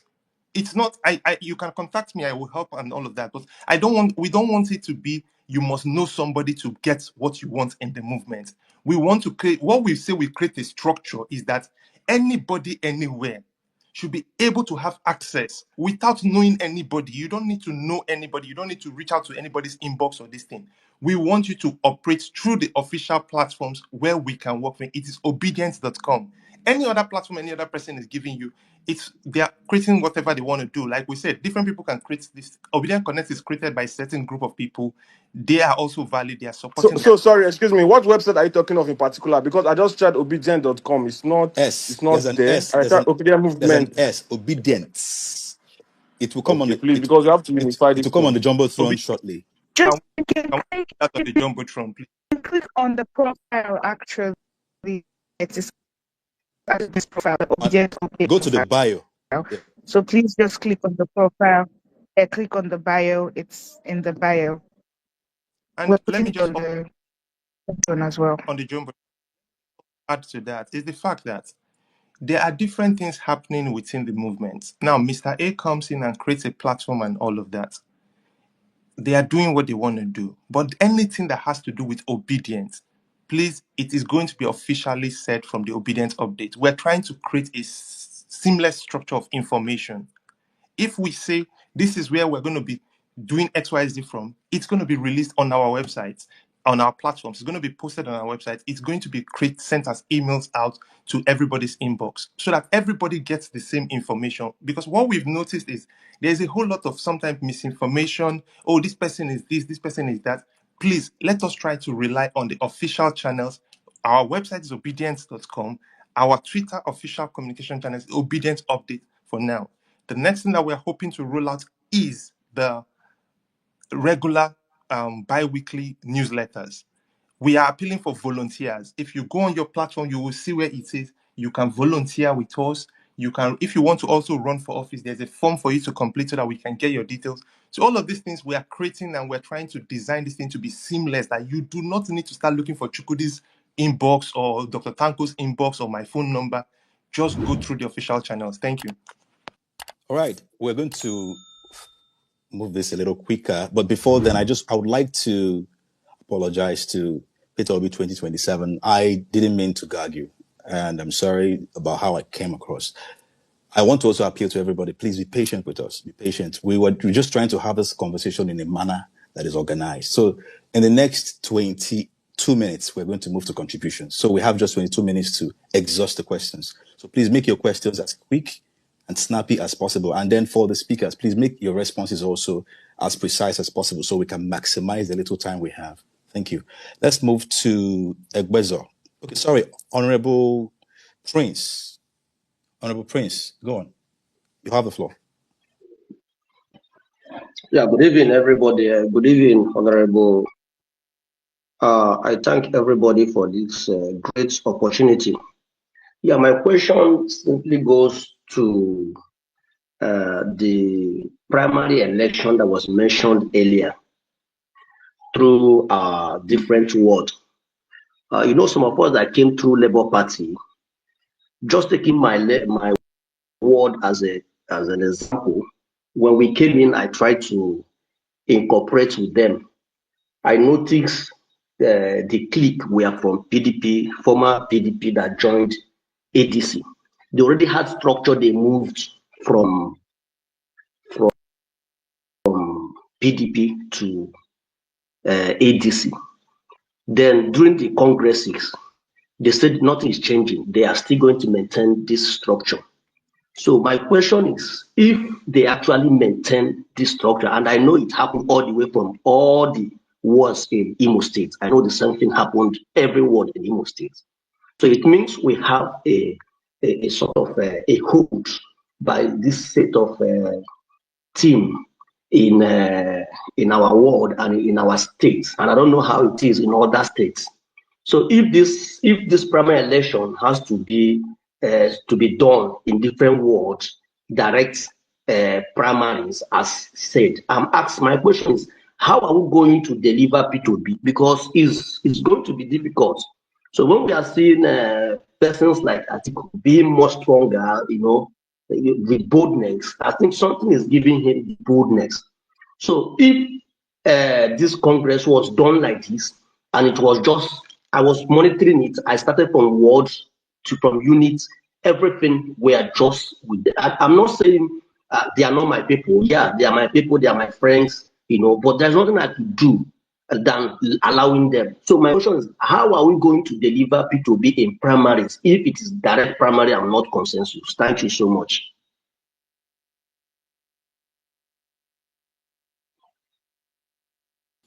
Who would like to respond? Or should we take one more question before we have you respond? I guess that will help us save time. Okay, let's do that. All right, JJ.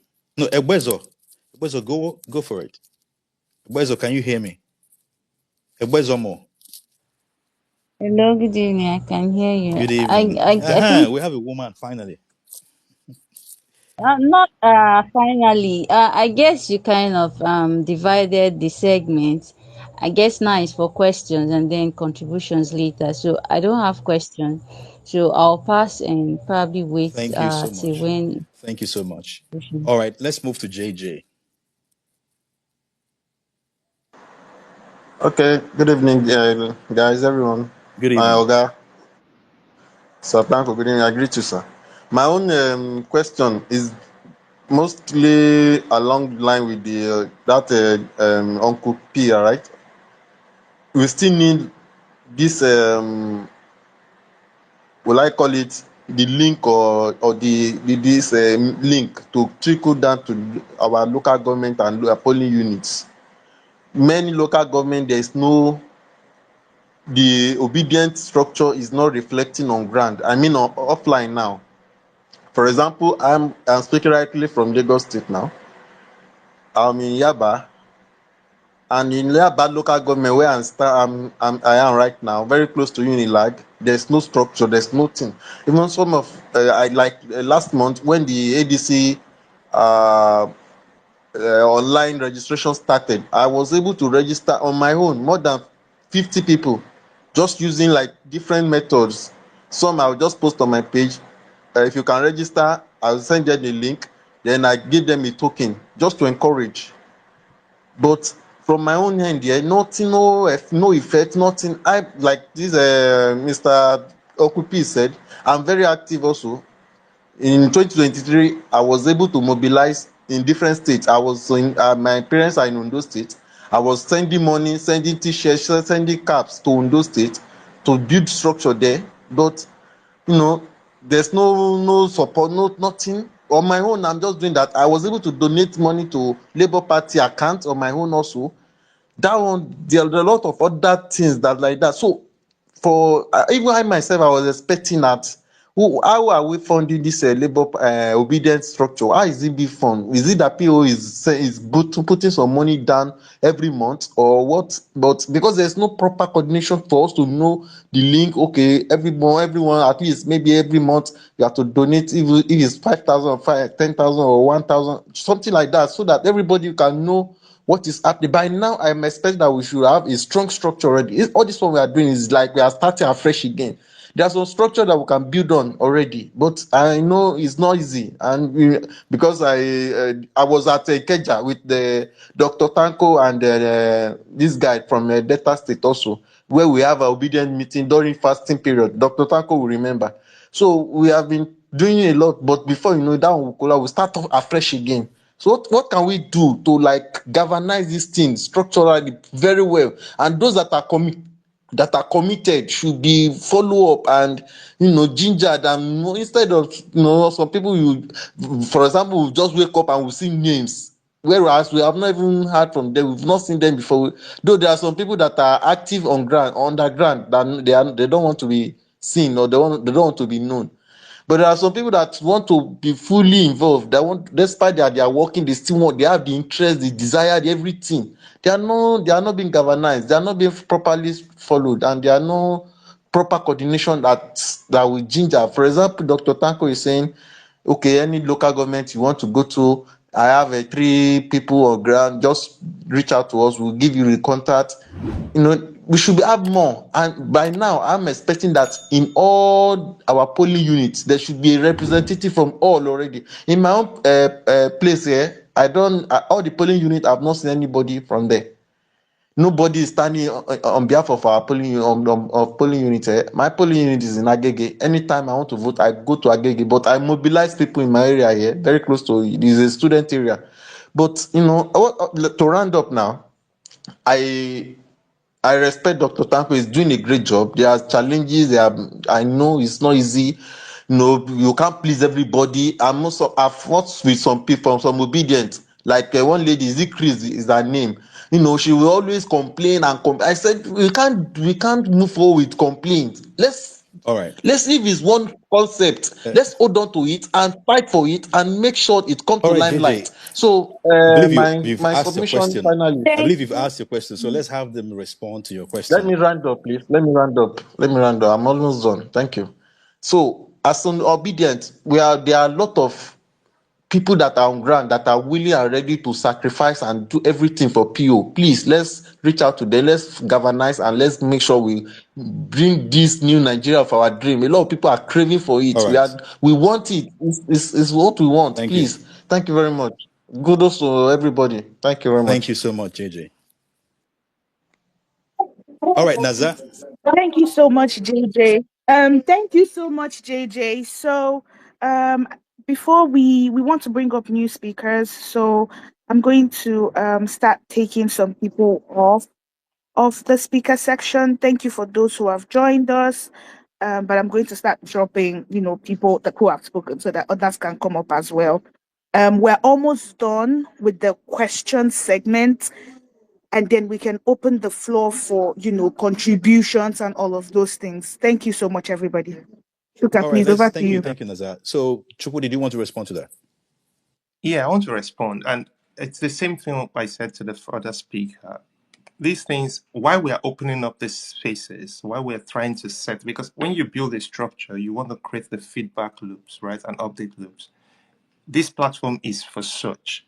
The website is for such because we cannot be everywhere. Even if we open up this space, for example, and say we're going to allow people come here and tell us what the problem is, how many people can speak in a 3 hour space? If we give everybody to speak, only about 180 people. If we give everybody 1 minute to speak, only about 880 people will be able to tell us what is happening in their polling units. But if we can use the channels, because the truth is, it's not like we are not aware that certain people are not living up to expectations. But how are we able to find them out? How are we able? Because most times, this is the reality here. You say, okay, this person is not functioning, and you want to remove the person. Then tomorrow you see a tweet on social media. Oh, it is because they want a cabal. They want to do this. That is why they are removing me. Right? There is no objective. And that time, the people who were complaining will not come back and say, oh, no, you were removed is because you were not performing. So that's why we're trying to create an objective way of which these things are done. If your people are complaining and saying, this person has not called for a meeting, for example, let's say for a state, one state is saying, oh, our state coordinator, he does not call anybody for any meeting. He just takes decision on his own. He's not engaging everybody. Bring those complaints forward, and then we are able to engage and say, okay, sorry, you're not doing what's the job here. You're not helping mobilize people. You're not doing anything. So you need to go so that somebody else can come. But also, for you to be able to fill that gap, do not wait until this is fixed. You as a person, you're a leader in your own self. If there has not been anybody in your local government calling people together, can you take that responsibility and start calling people together? Because that's the leadership. And that is what will now make you become the leader that other people will accept if you emerge tomorrow. Because if you are also sitting down and just saying, nothing is happening in my world, nothing is happening in my local government, tomorrow, if you still come up as the leader, people will be like, oh, this one, no, he doesn't have capacity. Why are you bringing him up? But if you have started organizing, then nobody is going to contest that conversation. People are going to be like, yeah. And if at that point they're saying somebody needs to come into this space, people will bring your name up and say, okay, this is the person. But most importantly is that we're hoping to move to a point from where we are just having to nominate people to a point whereby we're able to hold congresses among the obedience movement and get people to say, okay, this is the most popular person, this person, and people pick their own leaders themselves. And all we need to do is make those names available. So it's a bit of a catch-22 situation whereby we're in the middle of it. We're growing from the front, but we also want the growth from the back. Don't keep waiting until somebody does something. Nobody's doing something. Take responsibility. Demonstrate yourself as a leader so that way you can fill the void when that opportunity comes. And regarding the other question that was asked about, sorry, what's the first question again? I've forgotten what he said. He's still here. He can repeat that part. JJ? I think some. Okay, JJ is gone. It's the first guy before JJ. Okay, Honorable Okay, Prince. okay. Honorable. So, as regards this whole thing about structures at different level with the ADC, right? That's why we are saying own the grassroots, own your word. It's a number game. Even Sure. rigging, you cannot rig elections where you're not popular.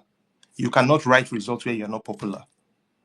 So it's the numbers. If, for example, you are in Imo State or we're in municipal and you are in Ward 5, and in Ward 5, you have 10,000 obedience, let me not say 10,000 at the ward level, let's say 600 obedience or 1,000 obedience at the ward level. Sorry, nobody can come and write results there. Nobody can come and say this is happening. So the fact is, at a certain level of the table, yes, we were shortchanged in certain areas. And this thing is politics, right? You have already, let's say Imo State, you had what's his name? Captain or Ihedi, right? What's his name? Making headline. Emeka Ihede. He's been there. He had his own structure. He got into the ADC before we came in. They picked all those things and they made those decisions. Some states were able to do some trade-offs. Some states are still fighting and all of that. But this thing, like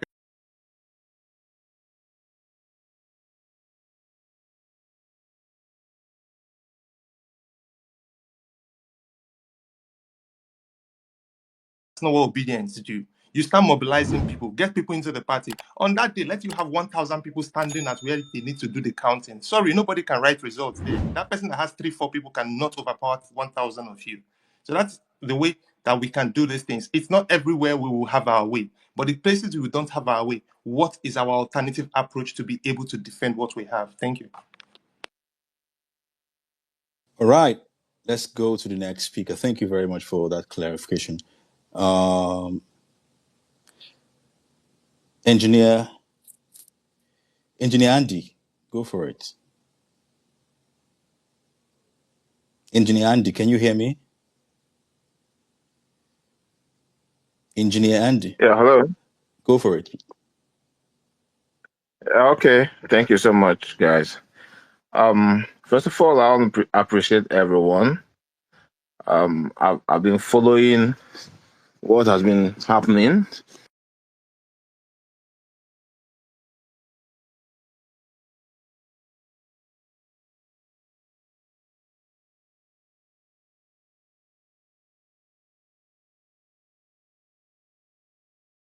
Lost hope, and I've left the country. So, but right now, I just want to encourage every one of us here.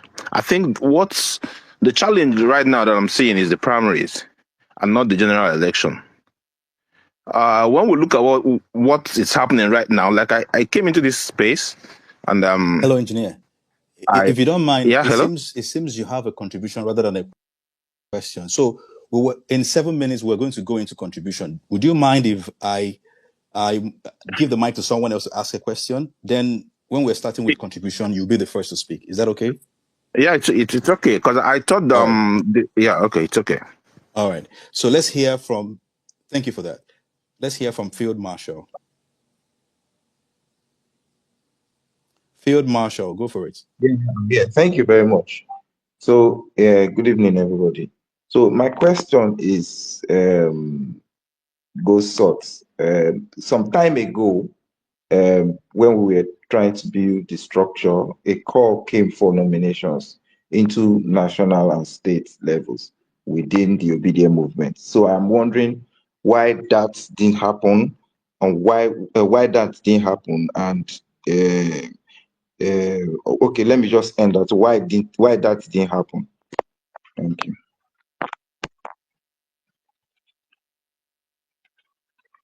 Dr. Tanko, do you want to take that? I don't know if Dr. Tanko. Okay, so with the leadership structure, right? It's not perfect. There have been a lot of challenges, and let us use a typical example of even the ADC. Thank God somebody like Honorable Prince just spoke recently that despite ADC with the structure it has, right, struggle to conduct a direct election and congresses across board. Now imagine an obedient movement, right? Now, you need a leadership in place to bring the house together before you are able to be able to do things in like, okay, you want to conduct an election. If you're saying, okay, let us go and vote for leaders and all of that, somebody needs to call people to a place. Somebody needs to organize all of that, all of these things. Now, in terms of how the leadership were picked, there were multiple parameters in picking. And some of these things is about consultations.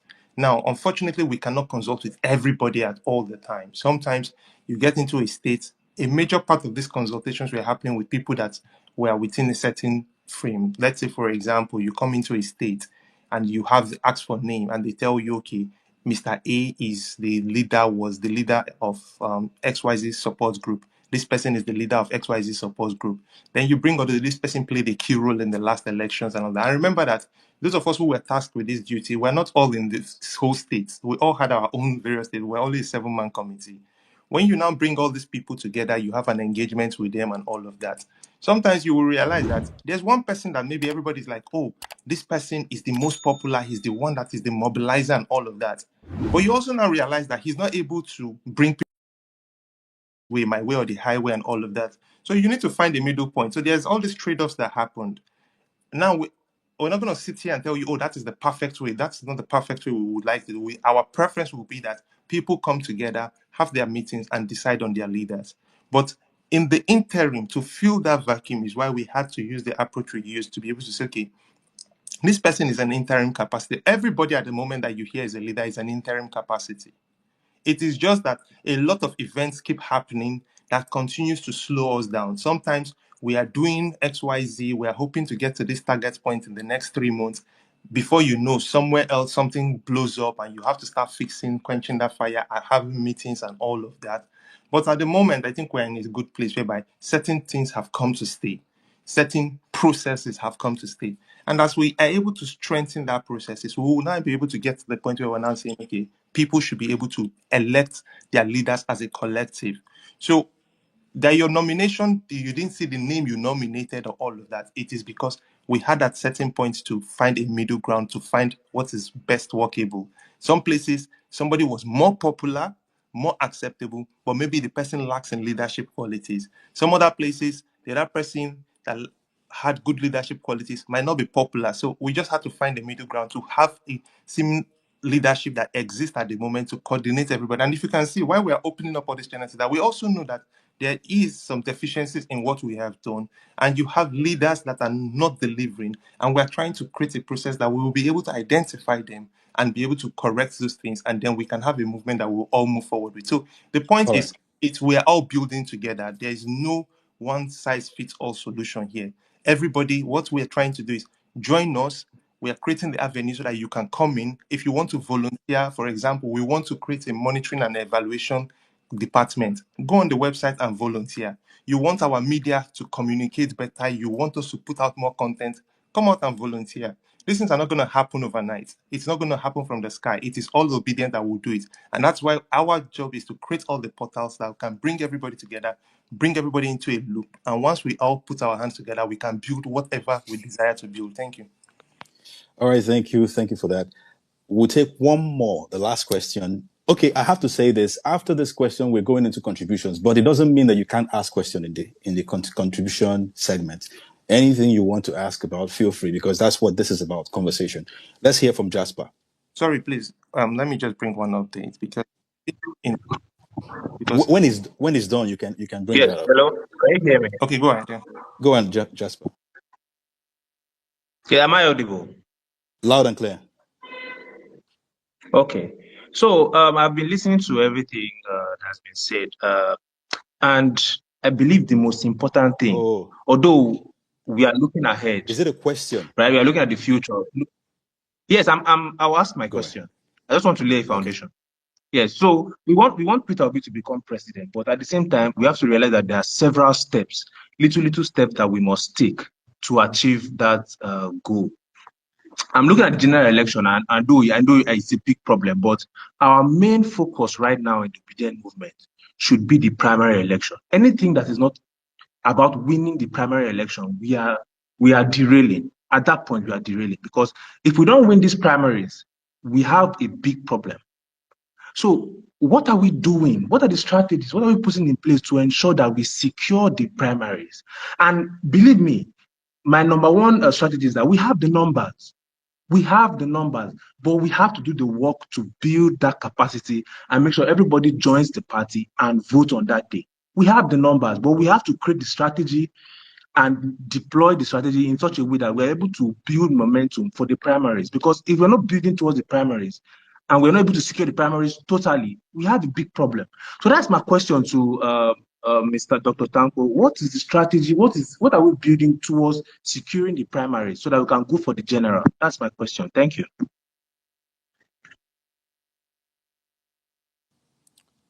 Dr. Tanko, do you want to respond? Maybe he's been engaged. I don't know. all right.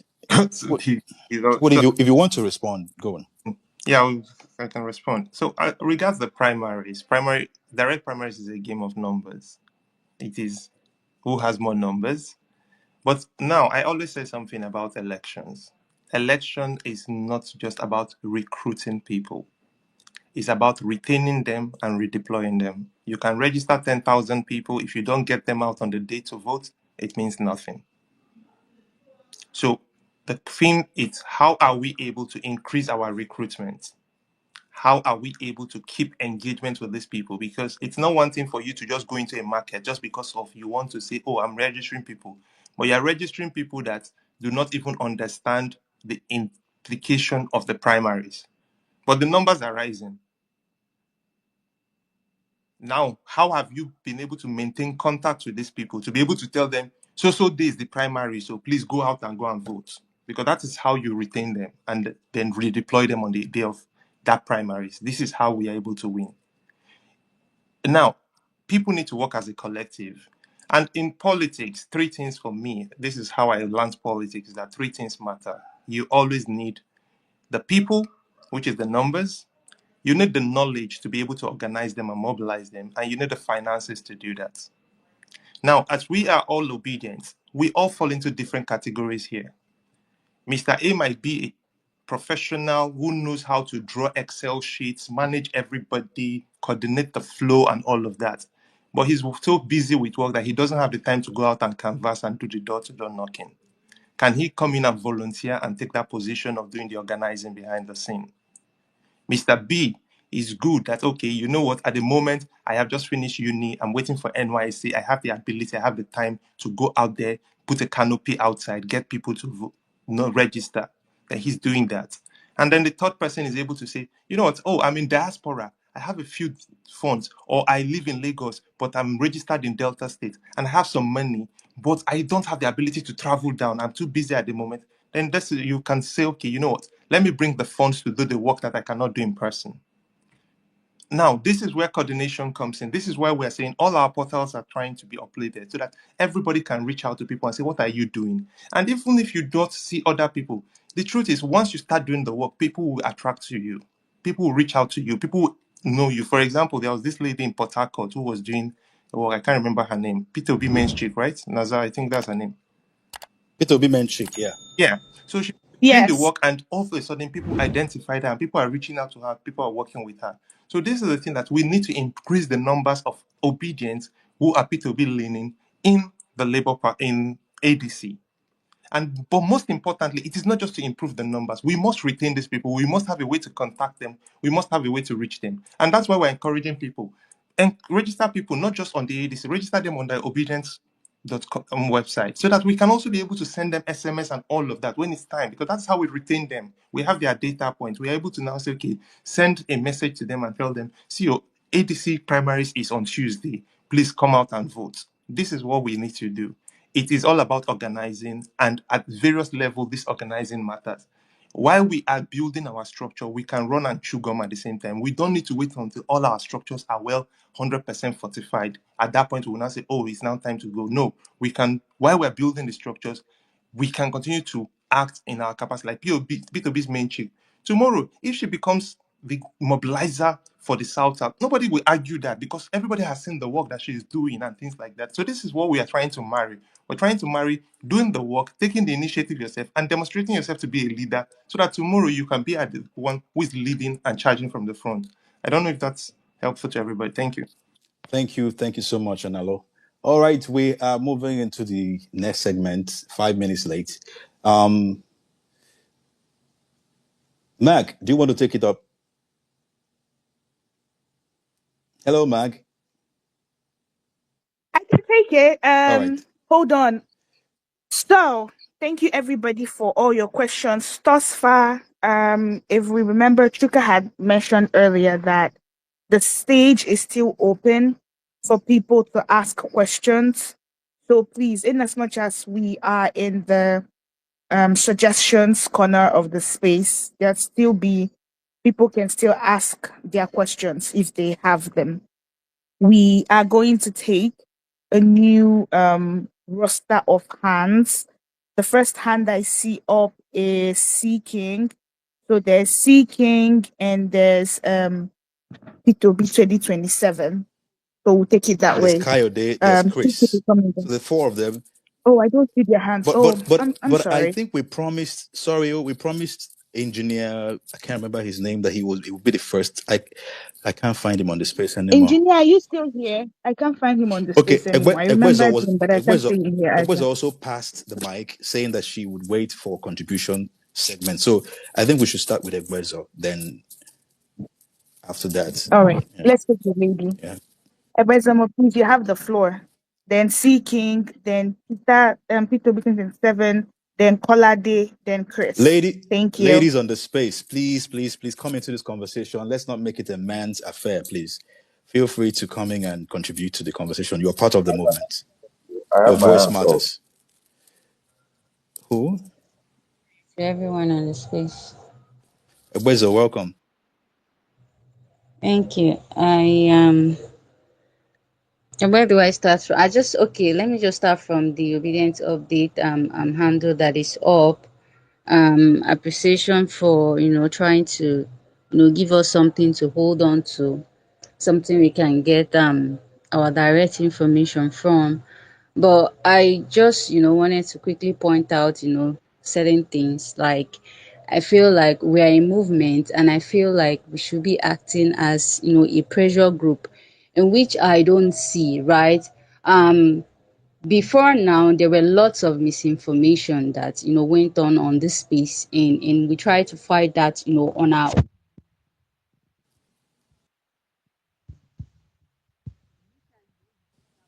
Hello, Egwezo Mo. We can't hear you anymore. Hello. Can you hear me now? Okay, go on. When you say this space, do you mean this Twitter space or on Twitter? Yeah, I'm talking about Twitter space, like All on right. Twitter. Okay. Go on, please. Okay, so back to what I was saying. Like, there was a lot of misinformation when the ADC registration started. We were under the impression that we had 5 days or thereabout to run that registration, because um the names were going to be submitted, and basically there was no clear cut information to tell us that that was actually false. We're trying to do all we could to actually get people registered into the ADC. We had a lot of things, and at that point in time I felt the obedient leadership should have come out to actually tell us what was actually obtainable. And then at this point in time, we just have a few days to go, and the issue on the front burner is the issue of getting people registered into the ADC. For me, I feel it is quite late. I think what we should be doing now is basically mounting pressure. Yeah, a movement is supposed to be a pressure group. We're supposed to be mounting pressure on the ADC that this is what we want. Everybody know the ticket, you know, that should actually sell or that can fly. We all know that is the obese ticket, right? So the issue of primaries at this point in time does not sit well with me. I feel we should be able to mount pressure. We should be able to call for rallies to say, ADC, this is what we want. Yeah, we should be able to put that pressure. And then with the issue of Amipiton and other things that have gone wrong, I feel we should have been able to mount pressure, though it's not late. Those are the things me I prefer to see at this point in time. I feel we're late, but at the same time we can still do something, right? Can we take up that real position as a pressure group and actually mount pressure, and not come out at this point in time to say, oh, let's get mobilized into the ADC, let's prepare for primary.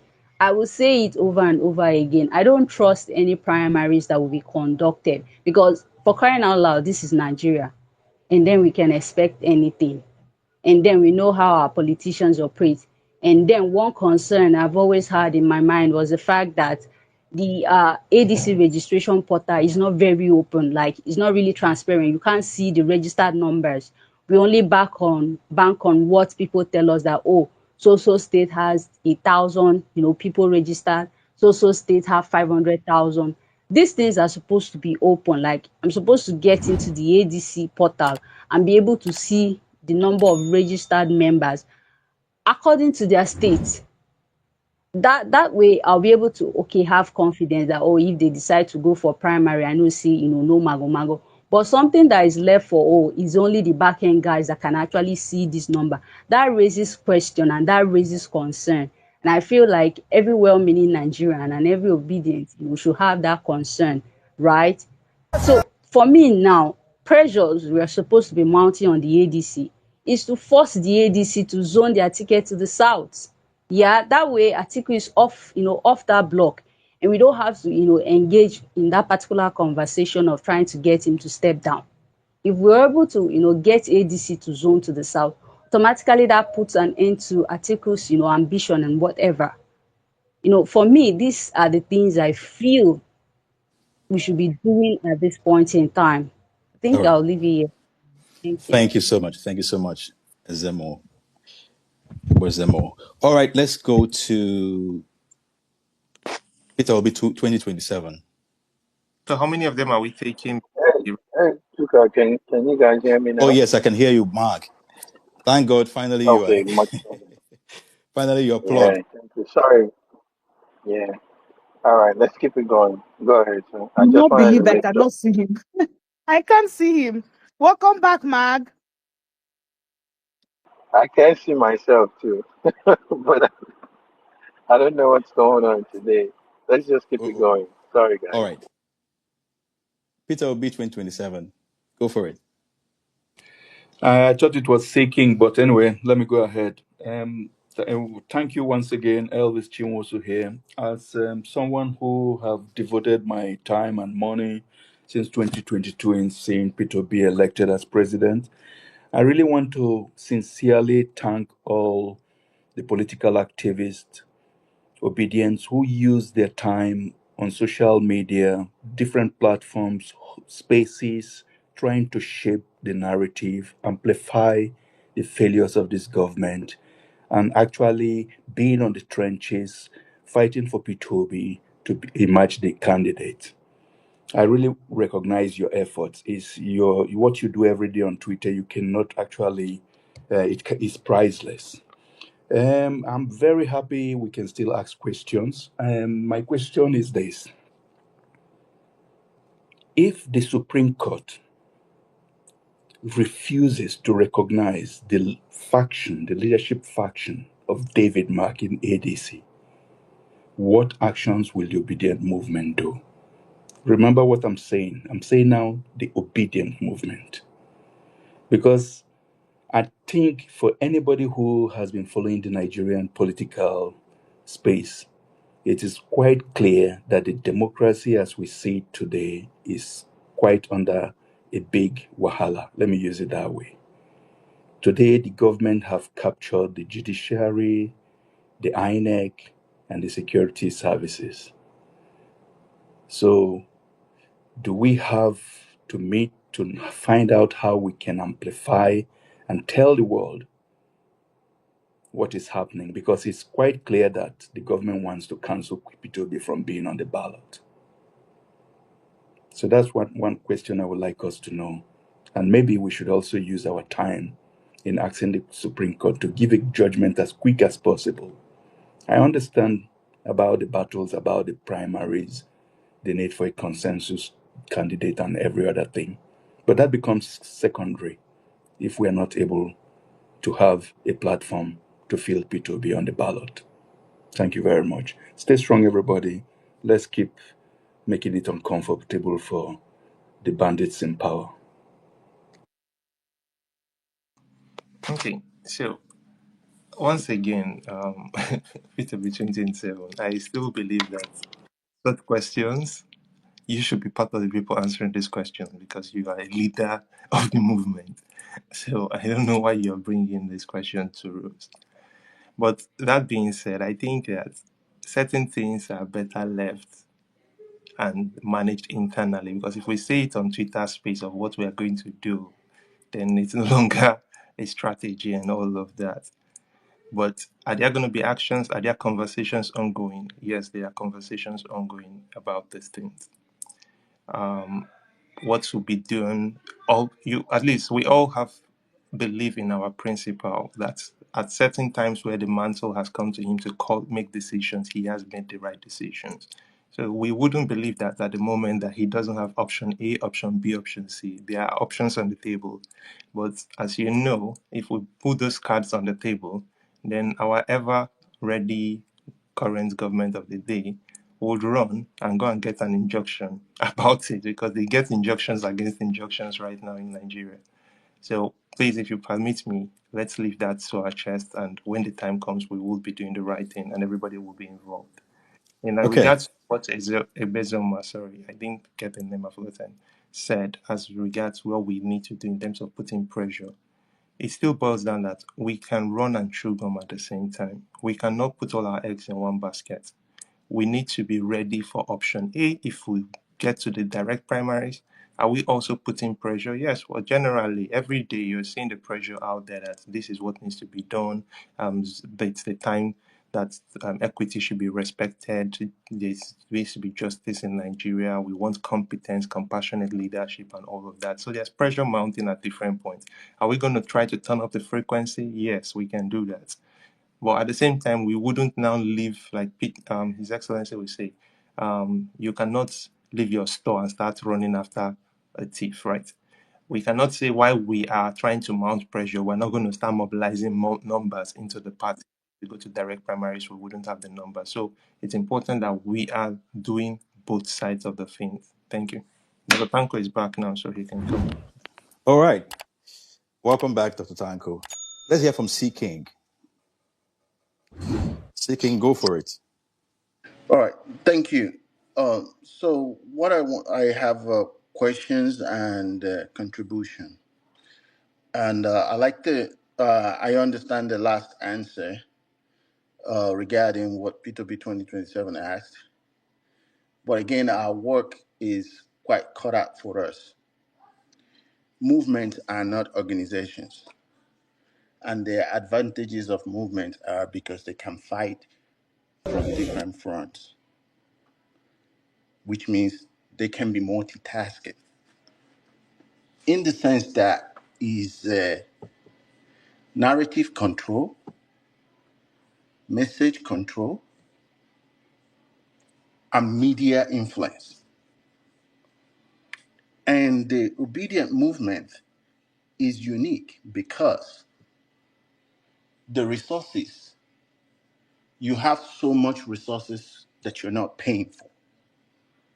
Let, let's, let's just be factual about it. A lot of us put in a lot of time on it. Why I'm saying this is this. We have been, and it has improved a lot. We've been a little bit short on media influence control, narrative, managing the narratives. How do you do this? Like what P2B 2027 said, yes, there are certain things you don't say outside. But a lot of people here are our foot soldiers. A lot of things have been heard and changed because of the way these foot soldiers have amplified it. And it has to be noted that the idea, if you see the pattern, the idea is just like Mr. Peter B stated the last council they had on him on the leadership forum is going on and it's going to deepen. And it's not going to, nobody's going to take it serious until we start magnifying those things. And how you magnify it is your media outreach, which is our media outreach is struggling. And on the side of Mr. Peter B too, needs to be done. A lot of work needs to be done And the Supreme Court thing, like I said, you can do certain things without, you're not impugning anybody, you're not saying you're showing your card, but this is the right thing. Why do you want to give me judgment too close to when I can? And why do I need to start asking questions when it's getting too close? Because I don't want somebody to think this way. And why do I need Dr. Tanko to ask that question when I can ask it? Somebody else can ask it. That's why we have the movement.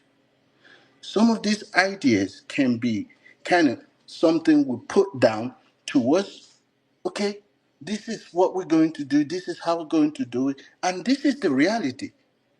The truth is that they don't want him on the ballot.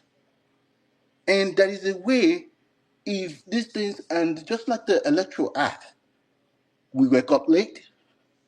Some people like me advocated it long time ago. We put in the pressure, we start late, you get a late result. It becomes tight. Where I'm gonna let me leave that one there because I think we should rethink that answer and also Oh, sorry, that was an error. Sorry. Please go on. I think we should rethink that answer, how we manage the narrative, and allow some people, like as a movement, remind some people something we need to do that is going on, not that we're showing what we have to do. Okay, and so that it doesn't look like, oh, we are planning for this, but this is the reality, the concern that everybody has. The second thing I need to talk about is the reality of the structure. Some time ago, I was in Nigeria. I had the interest of running. For personal reasons, I have shielded that interest. But one of the uphill tasks I faced, I'm from Imo State, I know, is the structure. And the structure that was already existing, we can't just say, oh, yeah, because don't worry, we are on the table. We are part of the table. If there is an existing structure, there has to be a way to bring us some of us in. One of the conversations that I had is because of my role in 2022 and 2023. Because the owner of the existing structure was out of favor from some of us, from certain inclination he had there. Now they own the current structure.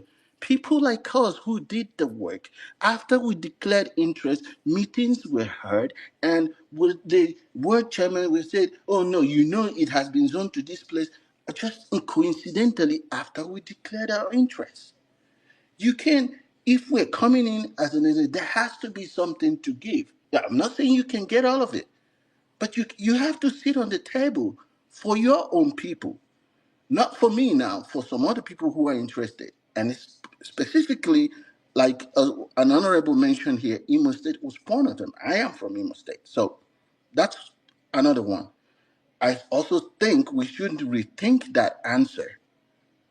Second, another thing I want to also bring to your CK, please, would you take just 60 seconds more, please, so we can have other speakers? okay, Thank you. so sorry about that. So another thing that I also want to bring to your attention is the issue of the people coming into our party, the modalities of recruitment. There's going to be an uptick. Again, there is a political gain there. There is also a political, some ideological issues, because some of these lawmakers now, from the one party state, this thing, may be looking into us, but these are also the people who pass the laws that's making it difficult. Should we wait, or should we proactively think towards those modalities before that inflow start coming in, and then know how we can make the best out of it at the moment? Thank you. Thank you very much, CK. Profound points. All right, Colade, please go for it. All right, thank you so much, Chuka. I greet everyone. Okay, so mine is a question though, and I think I have about three questions. So for the first one, my brother Analo, thank you so much for all you do, bro. So this is it. You keep referencing these 20 years, 20 years, 20 years, and each time you say this thing triggers me. I'm like, what is Analo talking about? Like, please, can you shed more light? Are you saying that we have 20 years to fight this fight? Like, for someone like me, I don't have 20 years, oh man. So I'm like, can you please expatiate on it so that we don't give people this impression that, oh, you've already given up, like we've already given up before we even started the race. I think you should like throw more light so that people do not interpret what exactly you meant by that 20 years of a thing. So then the second one is this, please. Can you please give us a process to recall our leaders that we voted in?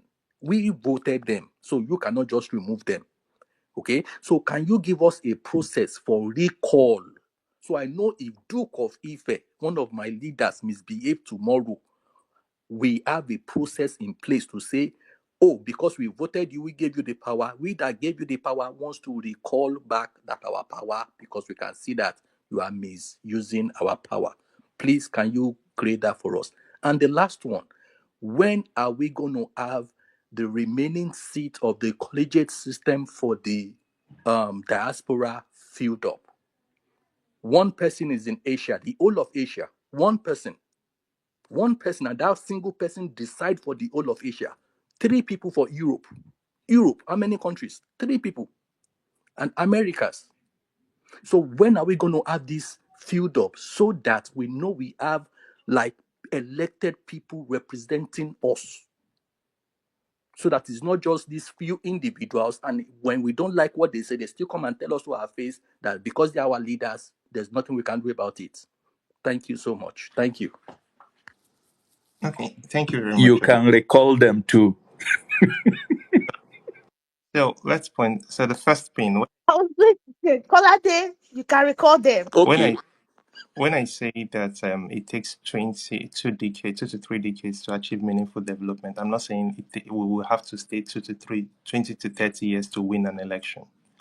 We did enormously well in about 11 months in the last election. We started, I think His Excellency declared sometime in April, if I can remember, and the election held somewhere around February. So about thereabouts 11 or 10 months.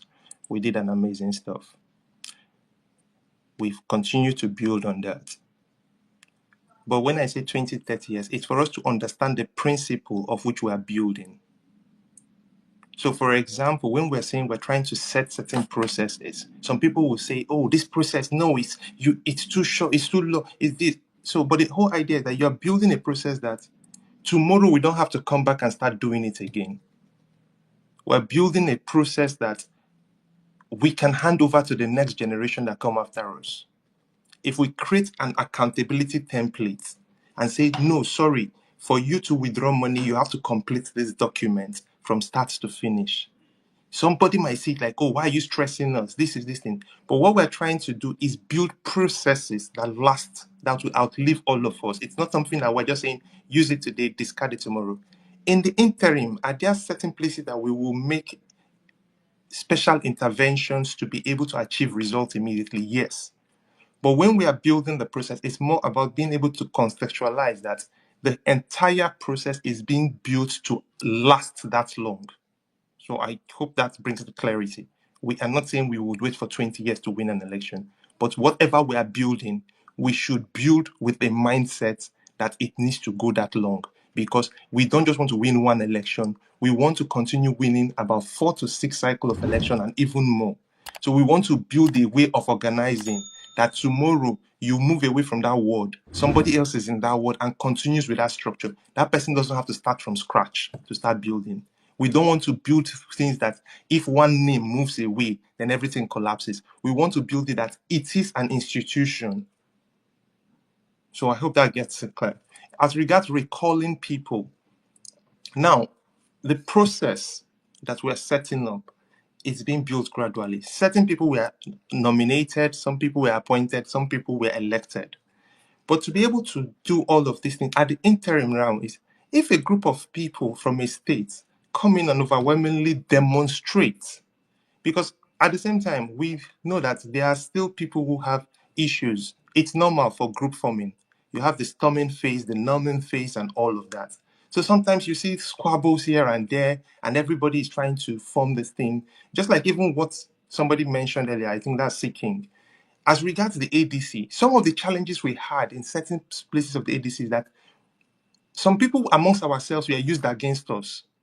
So you find out that you will be saying, oh, obedience are not represented, whereas somebody from your own obedience camp has gone to negotiate. These are all processes. So it's not like we're saying everything is perfect, but we are aware of these things and we're trying to make sure that we create processes to stop them. You will see somebody just because of, oh, you have a quarrel with this person, you are saying, no, this person can no longer be in my this thing. Because maybe, for example, this person is a state coordinator, and all of a sudden, maybe there is somebody who is a senatorial district coordinator who is very vocal. Then all of a sudden, that person wakes up and says, no, I don't want this person again in my team. Those are things you want to protect people against. And that's why we're saying have a critical mass of people meet. This is why we're bringing this structure to say every bi-weekly there is a meeting. Now, when you can standardize these meetings, it means that if you come to that meeting and you move a motion that this person is incompetent and everybody in that meeting decides the person is incompetent, the person goes. But we need to create those processes first. Otherwise, what is going to happen is that we will create the same gun that will be used against us tomorrow.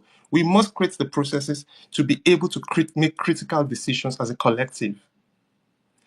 That brings me to the other part when you say the diaspora. The diaspora leadership, it is for all of you in diaspora. It is not for Chukudi or Dr. Tanko. It is you need to, the people we have at the interim phase need to start mobilizing, start having the meetings, and everybody starts engaging. Then we can come in and say, okay, it is time to grow. And these are the things that, for example, if you find yourself in Germany and you know that you have what it takes to mobilize in Germany, start mobilizing. And by the time we come to this conversation of who leads in Germany, the German people will say, this person is our leader and we should work with him. So it's very simple. So we are not there yet, but that is the time that those people who are already there should start organizing and mobilizing. And then we can now have this meeting. So that when we call for these meetings, we don't have a few persons, because why we had to halt the process is that it felt like we're seeing the same group of people all the time. We want to have an extensive group of representation.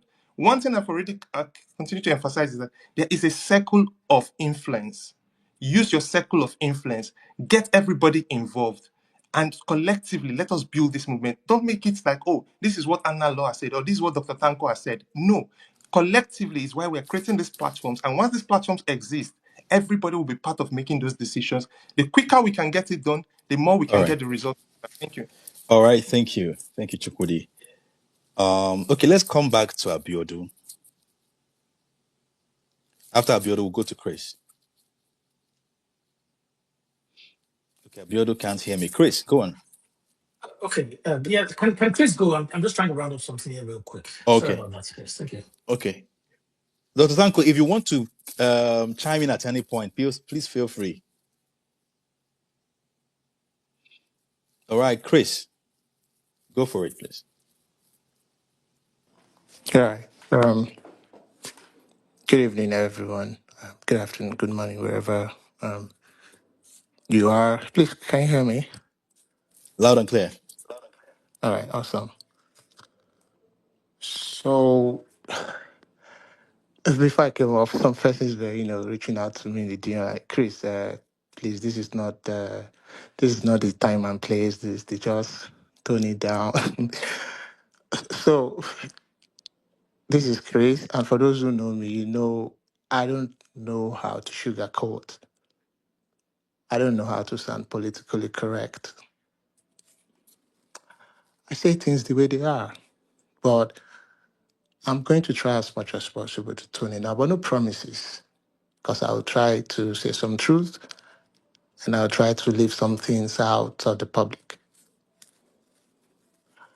So if I can I just think, what? bring, so if I can intervene here, don't tone anything down. Bring it on 100%. Let us solve the problems. Let's not say we're toning it down. If you want to bring it, let us solve the problems. If you think there are problems, say it 100%. We're all here to solve problems. We're not here to sugarcoat and love ourselves. What we're here for is Interesting. to put that works. Thank you.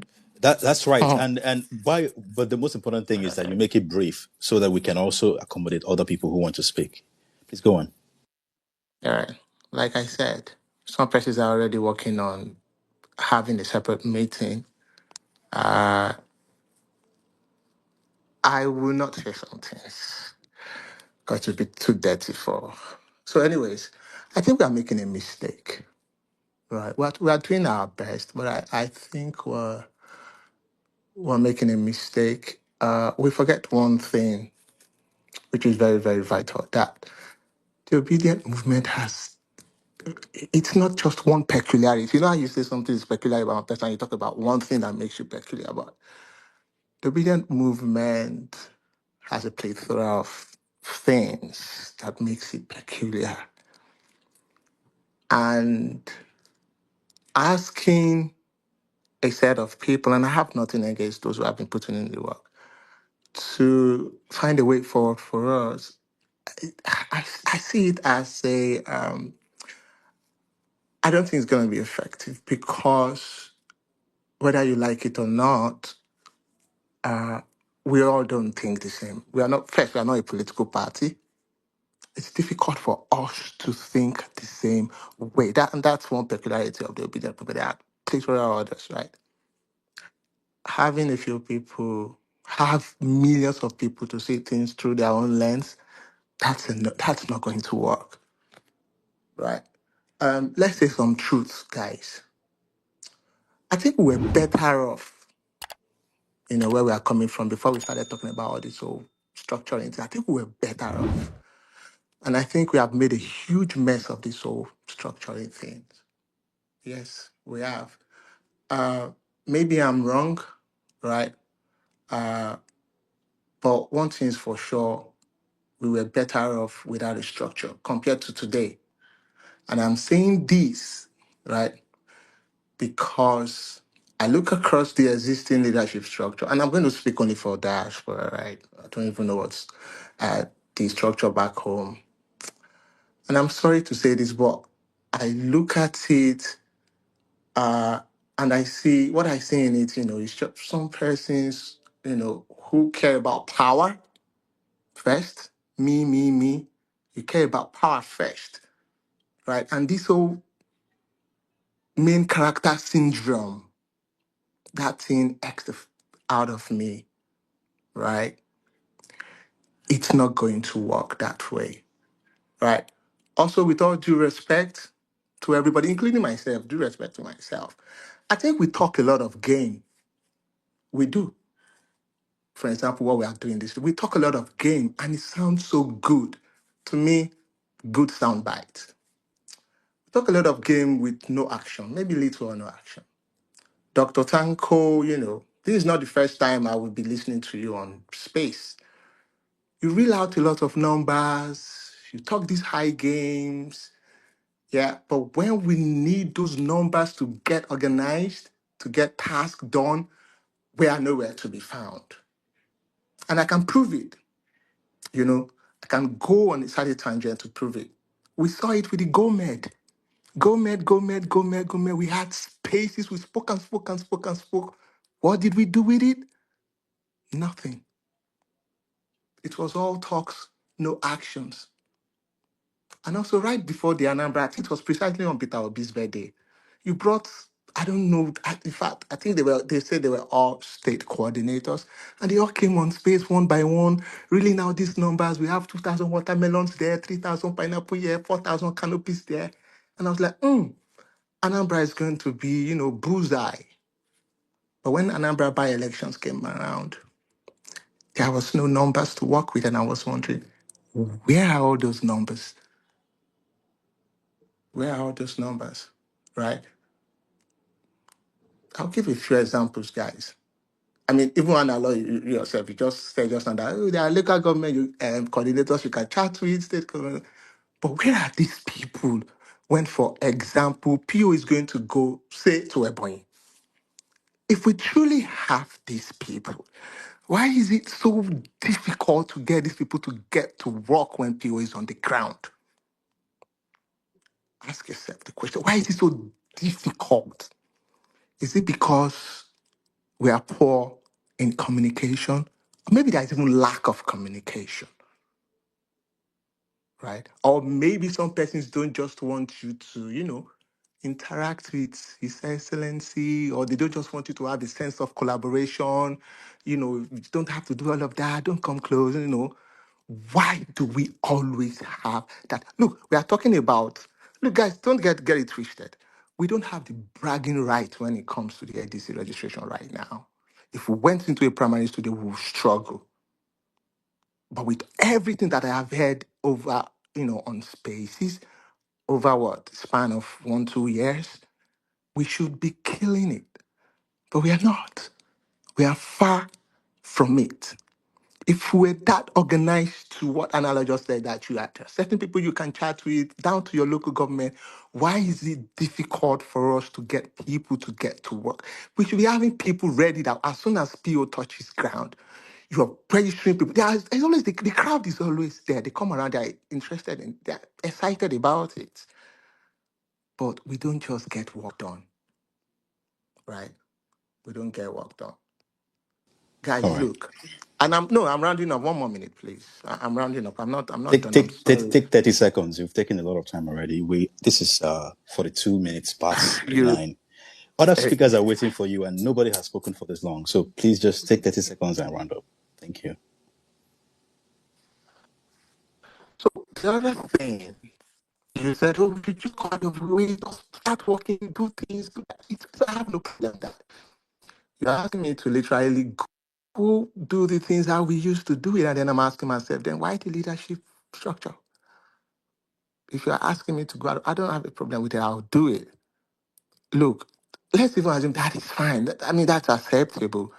But what I will not accept is when there is no recognition. Like we pretend as if we don't see our people pulling in this work on the ground. We can't just even say, yo, I see what you're doing over there. How can we come in? How can we collaborate? What has been done? What is needed? What is lacking? There's Pio Minchi pulling in the work in rivers. There is, even from diaspora, I know a couple, Tamola is there, right? Peter will be last, but the guys are doing work on the ground, but it's as if the communication line between those people and leadership, it's like it's holy grail. It's not there. But when it's time for resources to go down, I said I was not going to say some things, but I think I should say this. When it's time for resources to get to these people who are pulling in this work, leadership shows up, right? You collect the resource, but you're not the one on the ground doing the work.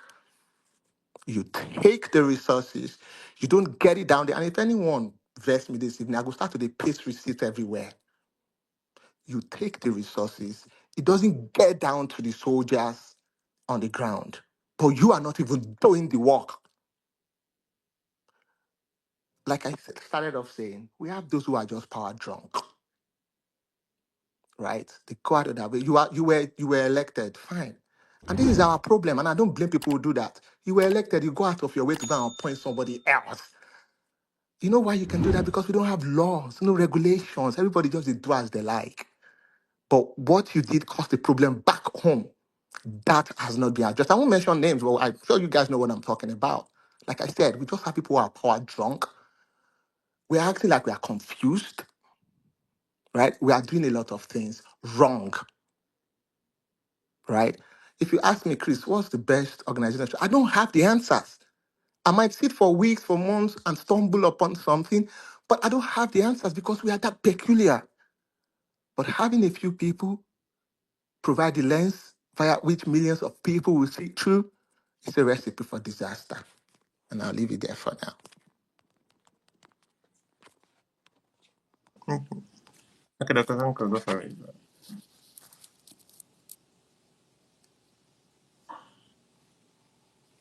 All right. Dr. Sanko, If Dr. Tanko is preparing to speak, we can move to the next speaker, then he can speak after that if he's not ready can to speak. respond.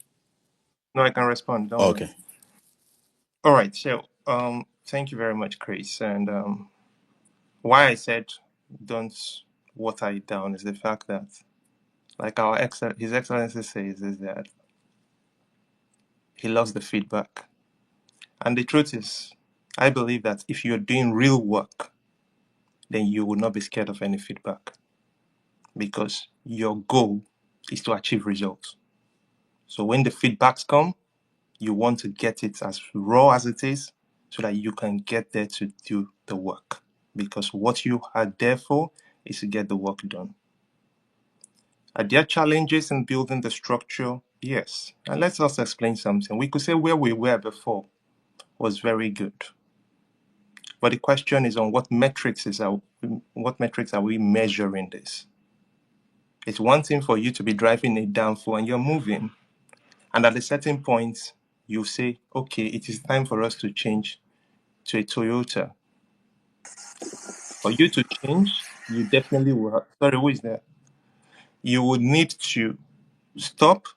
So you're no longer moving as you were moving before. You probably will need to stop and highlight from the downfall and get into the other vehicle.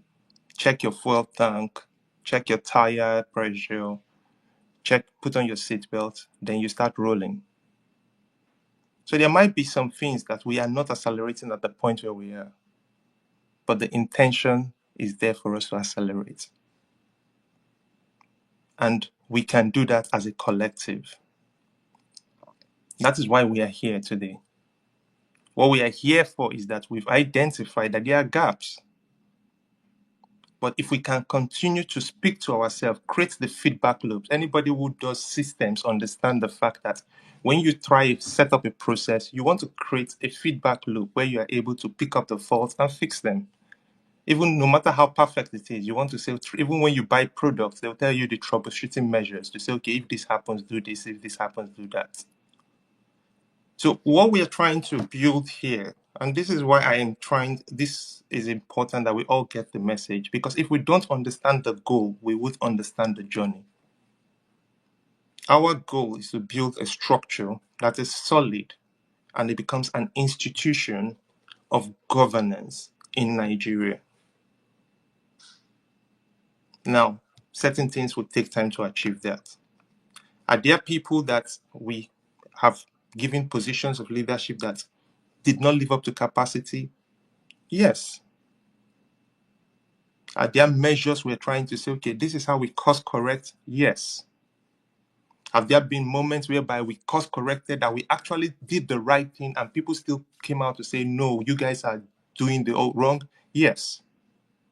But as a collective, what we want to do here is over the next few months, set the standards to measure ourselves. When you set a goal, you want to make the goal smart. You want to have a very specific achievement to say, over the next few months, this is the number we're going to have per state. This is the number that must be registered. This is our financial goal. You want to measure it. You want to make sure that it is time bound. This is what we want to achieve. And we're saying all of us here should come and do that together. So it is not about the goal we hope, it's what can we set as a collective. Sometimes it's also important to know that desires abound, but the question is, do you have the resources to facilitate it? If all of us had a magic wand or a genie, we would just say set up a movement today and it will set up. But what we have today are humans who must speak to themselves, who must engage, who must go through that phase of storming, numbing to be able to progress. So it is a gradual process. And a critical part of that process is the feedback, and that is what we want to create today. We announced earlier on, you now have a council would meet. So there's no more unilateral decision making that a few persons. So nobody can say this. Now everybody is part of the decision making. Now everybody has access to know what is happening in the movement. The only reason you don't know is because you don't want to know. Because you have the Obidient update, which is going to provide updates. We're trying to get the bi-weekly newspaper newsletters out. The website is there. Now, we also need humans to help us move these things forward. Because it's one thing to say we want to have Twitter spaces where we give updates. Do we have the people who are going to volunteer to be able to moderate these spaces? Do we have the number of people who are going to help us to put together these letters? We want to do evidence-based opposition? Do we have people who are going to help us research and churn out the data? These are the questions. Where are you volunteering? Where are you applying yourself? And that is why we are saying today, we have not created the perfect vehicle. But what we've done today is we've created a perfect rendezvous point where everybody can come in, anybody who is interested in building that vehicle. There's the website, get registered so that we can reach out to you, volunteer in one of the directorates. We're trying to sort out the funding because at the same time, we know funding is important. This will be the account in the next few weeks. We'll provide it. If you cannot give us this, can you provide funding for us to hire the skill sets to be able to move forward? The website we have today was built by resources. Were there challenges to raise that resources? Yes. If somebody maybe had come up earlier and said, okay, I'm going to give you people this XYZ amount to build the website, maybe it would have taken us a shorter time to do it. But in the absence of that, we had to make use of what we have. So permit me to say we've done the best we can do. Is our best good enough? Certainly not. We all desire to have a movement that is a Ferrari at the moment. But the point is, are we creating a red level point where we are inviting everybody and we are removing all the barriers to say, don't say, I want to volunteer for media, but I've been trying to reach out to NASA. She has not responded. I've been trying to reach out to Dr. No, there's no more that excuse. Right now, if you go on the website, if you put your details, the people in the media team will take it. And if they don't reach out to you, when they come back to this space in 2 weeks' time, call them out. There will be regular updates. If you find out that your mobilization director is not doing well in your state, when they come back here to give the update, every 2 weeks, this is going to happen. So this is what we can offer at the moment as a way forward. At a certain point, we would review again. And everybody is welcome to bring ideas. How can we move it forward? Do we all have the perfect answer? No, because none of us has built a movement before. We are all in this. We are learning as we are moving on. We might have skill sets in running organizations and all that. We're bringing all that skill set. You have skill sets in media, bring that skill set. Sometimes decision will be made that might not favor you, but it is for the better good of everybody.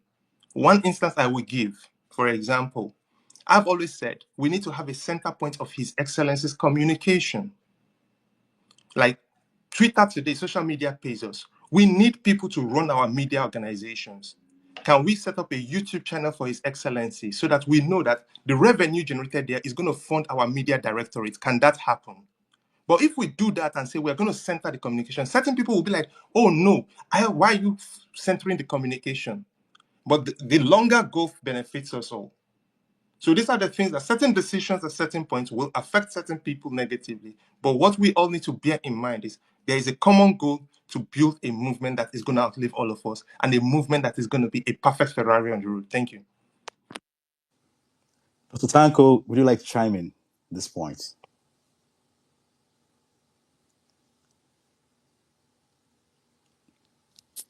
Dr. Tanko, I can you Uncle is on the move.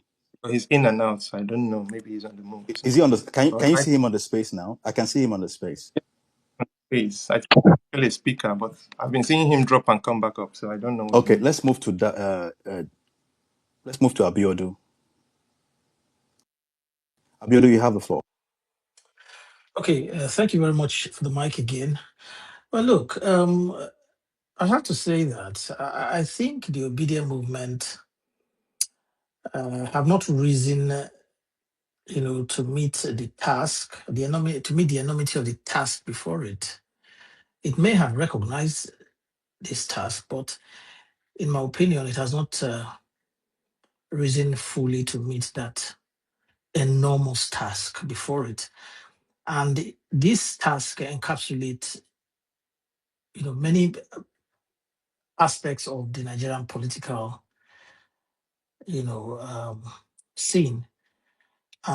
The obedient movement capacity to define uh, our politics and define the type of politicians that should serve Nigeria. If we fully get ourselves together, we may be able to control to a large extent the type of politicians or government officials that we emerge in our government offices in many ways. fostering in this good governance, and in many respects, engaging them through qualified legal agreements, on promises, and I mean promises on policies, and governance methods, and so on and so forth. So the obedient movement can rise, to become an interest holder in governance in Nigeria, where we can actually engage these politicians back to back on policy frameworks that they have agreed, with us. So if you consider what I'm saying, you see that it's actually practicable. For instance, Section 69 of the Nigerian Constitution, empowers the constituents to recall their senators or their representatives in the House. If a large members of that constituents are actually obedient, and we can start process of recall where, for instance, government officials that we have had an agreement with to pursue certain policies and all that fails to do so. Yeah. In fact, we can even have an impeachment procedure started, even at the state parliament, where a governor could be impeached, a governor that we have had an agreement with, and through the movement have become governor, and then fails, to perform in accordance with that agreement that we've had with him or her.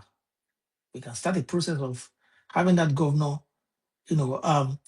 impeached. So all I'm saying is that the obedient movement has an opportunity to embrace an enormous task in the Nigerian political scene. And if we engage it squarely, we can, turn the Nigerian political scene, in the direction that we want it to go. Yeah. So that's all I have to say, really. I just think that the obedient movement may have recognized the task that is before it, but has not risen to meet that enormous task. I think it should start embracing itself, because I think most of us have even recognized that we are the deal right now, spinning the Nigerian political circle. Everywhere in Nigeria, I'm talking about obedient and obedient. So I think we should rise to that occasion. Yeah, we have the brilliant minds in our midst, that are involved in different walks of life. We start using their expertise and their skills to get this movement doing what it really has been called to do. Yeah. So I will end by saying that I'm very much available. I am happy to assist any way that I can, especially with drafting agreements with anyone that is ready to use this movement to run to become governor, to become senator, and all that. Draft agreement back to back with them. That this is what if they're going to run with the obedient movement to become a governor or a senator, this is what we are going to agree with them. This is what we want them to do. This is what we want them to do. This is what we want them to achieve and all that. And if they don't, then we'll start the process of recalling them, start the process of impeaching them at the state senate, or the state house of assembly, or even the national house of assembly. Going through all the legal processes. This is how we can begin to be, affirm ourselves in the Nigerian political circle, so that these politicians and these government officials will be afraid of us. They know that yes, we mean what we're saying, because the Obedient movement is a movement of ideals. Say we carry Peter Obi's ideals and all that. And anybody that must use this movement, this way of movement to grow to Sorry, please, office. can anybody hear me? Oh, Dr. Tell. Yes, we can hear you. Oh, thank God. God bless. Ah, I've Brother been Danko. trying to get on these scenes. I've been having issues. All right. So please go on so that if you give me time, I can now respond to some other issues that have been raised. Please. All right. Thank you. Happy to have you back. Happy to have you back. Thank Okay, you. I'm happy Abiodun. to be back too. Abiodun. All right, continue. Okay, so I'm just going to land here by saying that the Obedient movement have a unique opportunity, to uh, define itself in the Nigerian political scene. And in fact, we've had the opportunity since 2023. I think it's about time that we start using it, to shape who emerges as our government officials, and how they perform. And like I said, I would be glad to assist in any way to create this memorandum of understanding that we can usually, you know, certain a working relationship we'll have with whoever emerges. For instance, if let me look for somebody here. Yeah, that's Dr. Soul. For instance, if Dr. Soul wants to run for governor, he must using the obedient movement with, he must enter a memorandum of understanding with us, signed, sealed, and documented. That he must perform, he must do this and do that and do that. And so that if he doesn't do it, then we'll start an impeachment process through the state parliament. So with anybody that wants to become senator, run through the obedient movement, become senator. We must have an agreement with these people to deliver, and deliver. If they don't deliver, we'll start a recall. That's what I think the obedient movement should be. The obedient movement should be an interest in the Nigerian politics. Affirming itself there, so that this political calendar Nigeria has. I, I,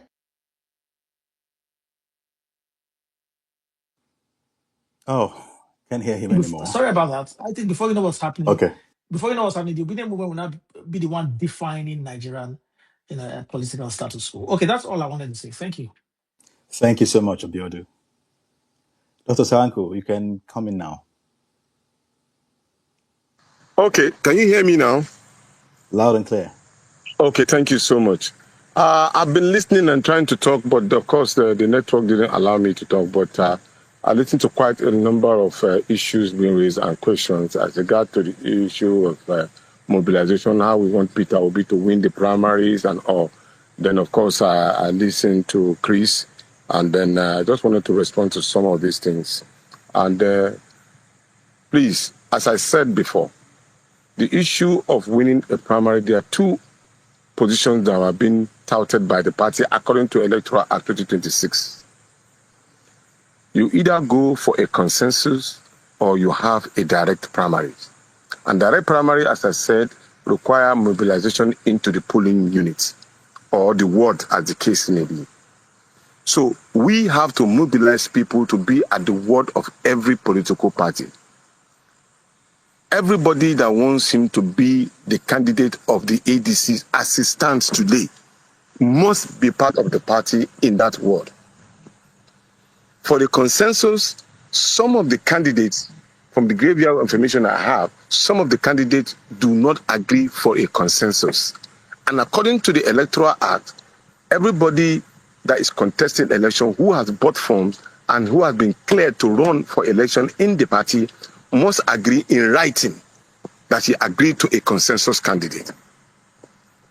Yes, before you can do that, all of them, as I said, must agree. So at this case, some of them have said they will not agree for a consensus. So it's going to be a direct primary.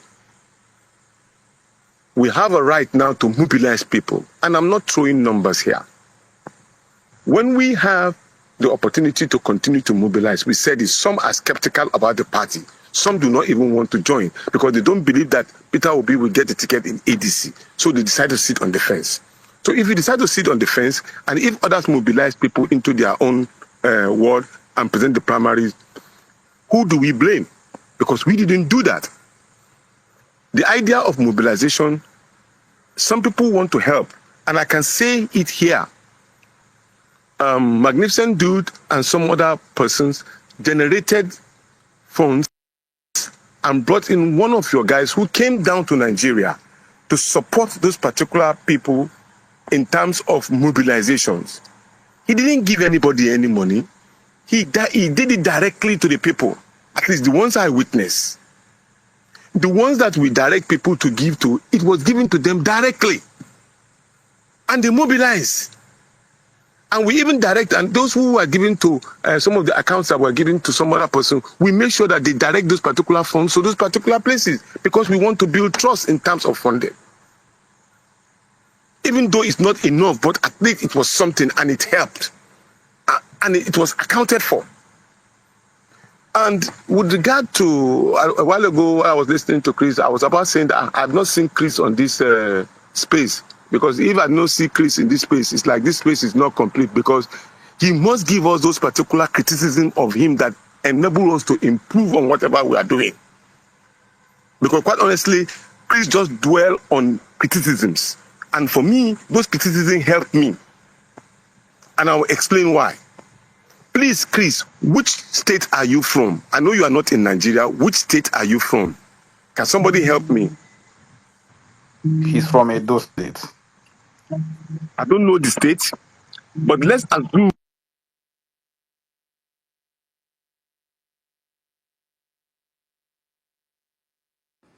What happened? Can't hear Dr. Tanko anymore. Anoyagu is Okay, eh? please Hello? go on.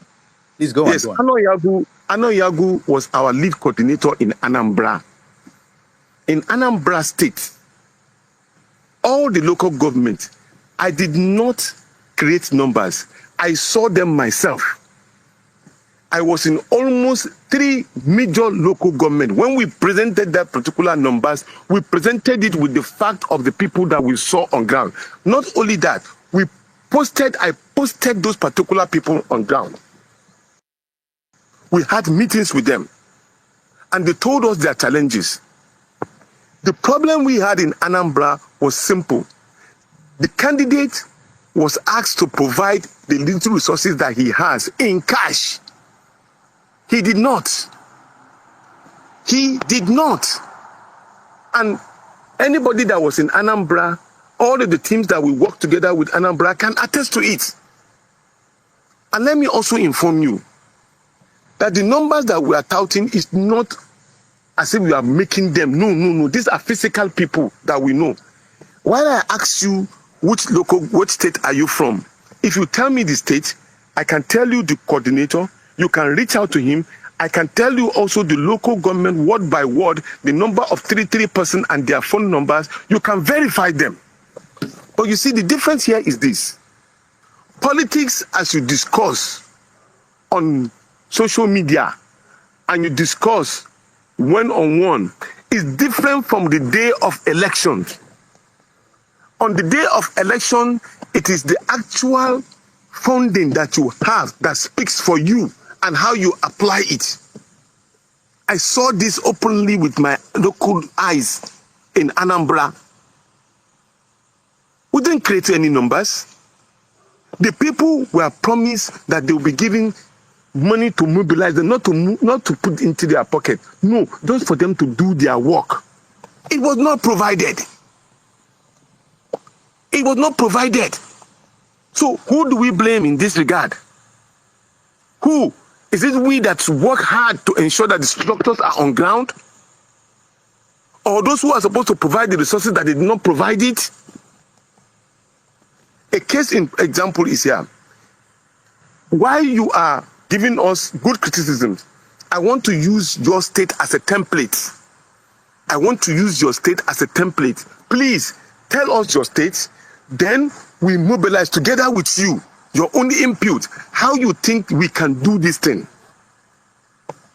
How you think we can move these people, how you think we can effect some of these good criticisms that you have, so that we can implement it on ground. Then you will be satisfied and appreciate the little effort that we are putting in. We are not politicians that don't know or be on ground to know what is happening. No, we are constrained, we know our constraints.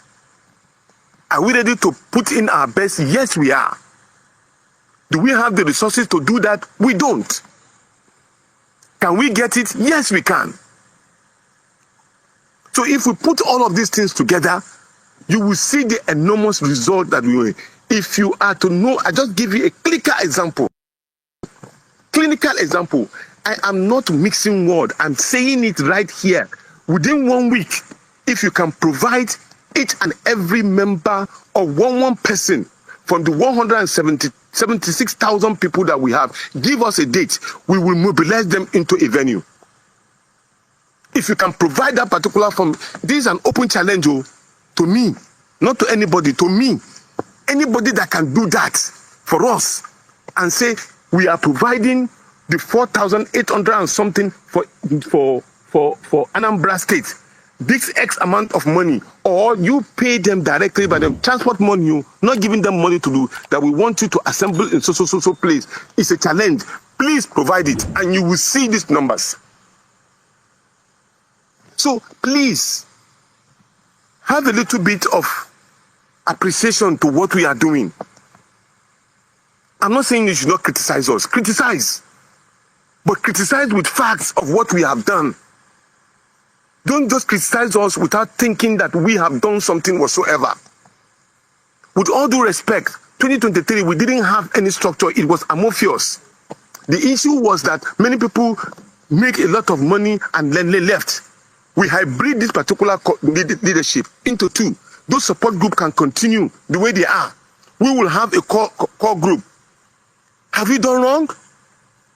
Have we done wrong by trying to carry all of those? And now we have confirmed. You can call. We give you the numbers. Call every one of them. It's not as if they came. Call them where they are existing in that place or not. So, gentlemen, it is our to build and ours to destroy. Even by giving us negative criticisms, some people will feel discouraged that I'm putting up this particular level. But yet I have not been appreciated, just like you said. We appreciate everybody and we want to appreciate more, but we need to do work together. Area that we are fall short, please provide answers. You can provide answers and be active in providing that answers. We are giving the best we can under very difficult circumstances. To a point that even when we arrive at the airport, some of our leaders will say we don't want crowd. We don't want crowd. Don't mobilize this kind of crowd to us here. Because we are not campaigning. And this is 4 years stretch. Within 4 years stretch of the time of election 2003 to this 2006, you can imagine what must have gone down the drain. People are being offered money that we are not offering. This sway their own conscience. People are being manipulated. People are being intimidated. We still remain. How about now? We deserve a little bit of kudos. Yes, we are not perfect. We have not reached that position yet. But yet we are pushing. It's a commitment we've taken. God bless all of us. So for me, we are ready. Anytime you can help or do something, help does not mean that probably we are incapacitated, we cannot do it also. No, you have ideas, you have funding where we can raise funds independently. Let's do it. God bless you. Thank you, Dr. Tanko. Let's hear from Osaritin. Osaritin Omosio. Go for it. Thank you. Thank you, Obedience. It's a magnitude. Dr. Yanusa Tanko, the Lord is your strength. You know, I I salute you. I salute your courage. It's an enormous task, like everybody has said. You know, it's not easy. The goal is to keep the obedient mobilization very broad, and maybe people might not be seeing it the way they want to see it. You know, and people does not want this kind of movement to die down the flame in the obedient system. And I like the concluding part of what you said, that everything should be on fact so that those outside or those hearers will feel like, oh, the discouragement will not be so alarming. So if anybody is saying anything, oh, I have my state, Edo State. Well, Edo State, the obedient coordinator there, this is what he did, fact and figure, this is a witness, you know. Those are the kind way we can carry this thing up. And I like one salient point you made. Uh, that is the area I want to hammer on. It's salient, there is a conscience thing where that word intimidation, the people are looking for. I think Yunus Atanko should be, if he's Man U, Arsenal, and Chelsea now, Real Madrid, you will be one of the most viable player to buy now. Anybody who buy Yunus Atanko now looks like he has bought, politicians are looking for you in the opposition to buy. That's true. And that is where I want to speak into. And when Chris made a point of appointing someone, that is another thing. You see, you can veg for yourself, because your shadow cannot do anything on your behalf. That is for you. For the next person, you only use the word trust and whatever the person tells you when you are no longer seeing the person. So that is where I'm actually keen about your zeal and your compassion is already tested for years now. And now this is where we are. A brother shared on this platform, there were some obedient who we think is obedient that were marching, pulling units. They were even the one negotiating with the big parties, how far, anything for me, so that I can throw away my eye, you do anything. Before we now see those that the party will call and lobby. So, but these people were just there to just quickly grab. They were not in that spirit of what we have, was not in them. So, if we have such persons like this, and my little fear is, what about if they deflate our tire with this kind of character among the people appointed in each state or local government or whichever way we plan it or you guys have arranged it? 2 weeks to election, we see them granting press interview saying we the obedient in XYZ zone, we are supporting, that means deflecting away from our side.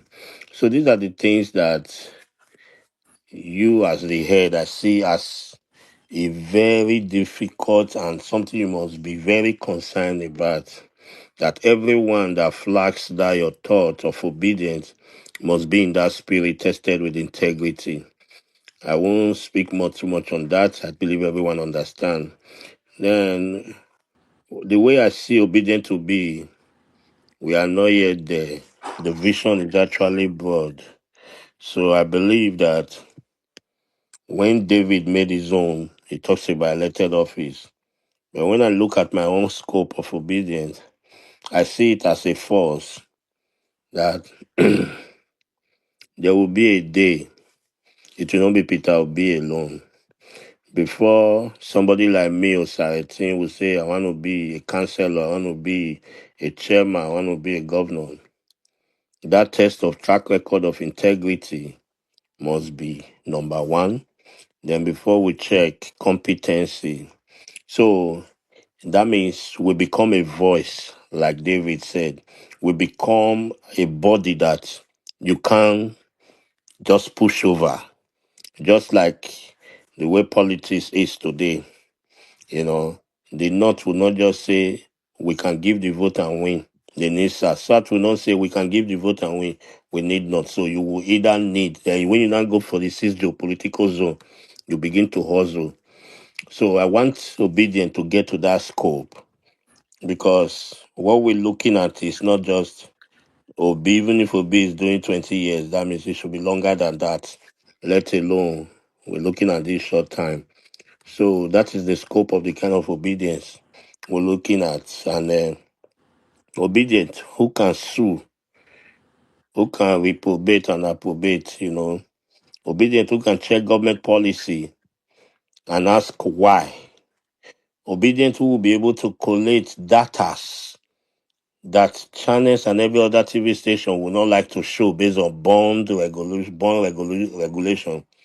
Obedient will be the one showcasing them in a step-by-step movement. That's the kind of obedience. So in all, I will salute your leadership. I will salute you guys' work. Whatever we suggest here, it shouldn't be harming anyone. We must actually say thank you for the journey thus far. What we need is to do more because every one of you is in the eye of the storm and people are following you guys around the temptation area. Thank God you guys are overcoming it. To keep looking after you guys. And that is all I could say so that others could speak. Thank you.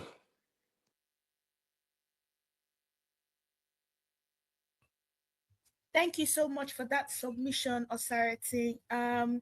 We are going to take Saul next. So the list is going to be Saul, Eche, um, Moktajid, Karigwe, then Ibrahim and Olabest. So Okay, Saul, please take it thank you. away. Thank you, Dr. Nasser, and thank you everyone on the space. We have been listening from the beginning, and obviously this has been organized and put together by the Obedient Movement and its leadership. And Hey, today, 1 second, Saul. I think Saul needs to be introduced to everybody no, it's so okay. they know where he's I'll at. introduce myself at Yeah, some point. no, okay, go ahead and do it yourself. Yeah, I wanted to help you out, but that's okay. that's fine. That's fine. Thanks, Mike. Just like I said, like I said, this has been put together by the Obedient leadership, to be honest, headed by Dr. Tanko. And I'm one of the Obedient movement leaders from the collegiate in Europe, all three of us. So I'll speak from that point of view, if you guys don't mind, just so I can highlight a few things from a diaspora point of view that we've been working on, and at the same time, maybe it aligns with a few concerns that has been raised as well. But firstly, I must congratulate and thank Analu for what he has done so far. You see, the thing about the movement, I think someone said, we are a movement, and in a movement, it's not politics. So I think we're seeking, we have to be factual about things. We don't have to like each other. But as long as we are all ignited by purpose and guided by principles and sustain that principles with passion, we have a very clear ideology. That is why I absolutely love the Obedient movement, and everybody knows I've been a member for since it started, and so many of you here on the space, we've all worked our journey together. So my point is, uh, we have to see what the movement is doing and where it's impacting and what we're actually trying to achieve as a collective, not just from a linear point of view. Opinions are welcome, definitely, but if you look at it from what we are all trying to achieve, you would see that this little incremental progress that is happening, it wasn't there 3 years ago. I can testify for that. It wasn't here even as early as last year when issues started happening and this new structure came into place. If you ask me what is working perfectly, I will tell you without the drop of a hat, there is progress. There's progress in our engagement. There's progress in our strengthening the grassroots engagement and community cohesion going on. All this we have the data to verify. There's progress in the drive to even civic education and leadership development on ground. This is way beyond politics now because everybody has talked about politics, but we haven't mentioned the activities we're doing on ground as a movement. We haven't mentioned advocacy because there's time for that, and this is part of the time for it. There's progress to accelerate PVC registration across Nigeria. And I've been part of these things. So these are things that humble me. When you see average Nigerians, you say, please, can you go and register somebody? And they go there even with their money. They come back and give you feedback. These are obedient projects.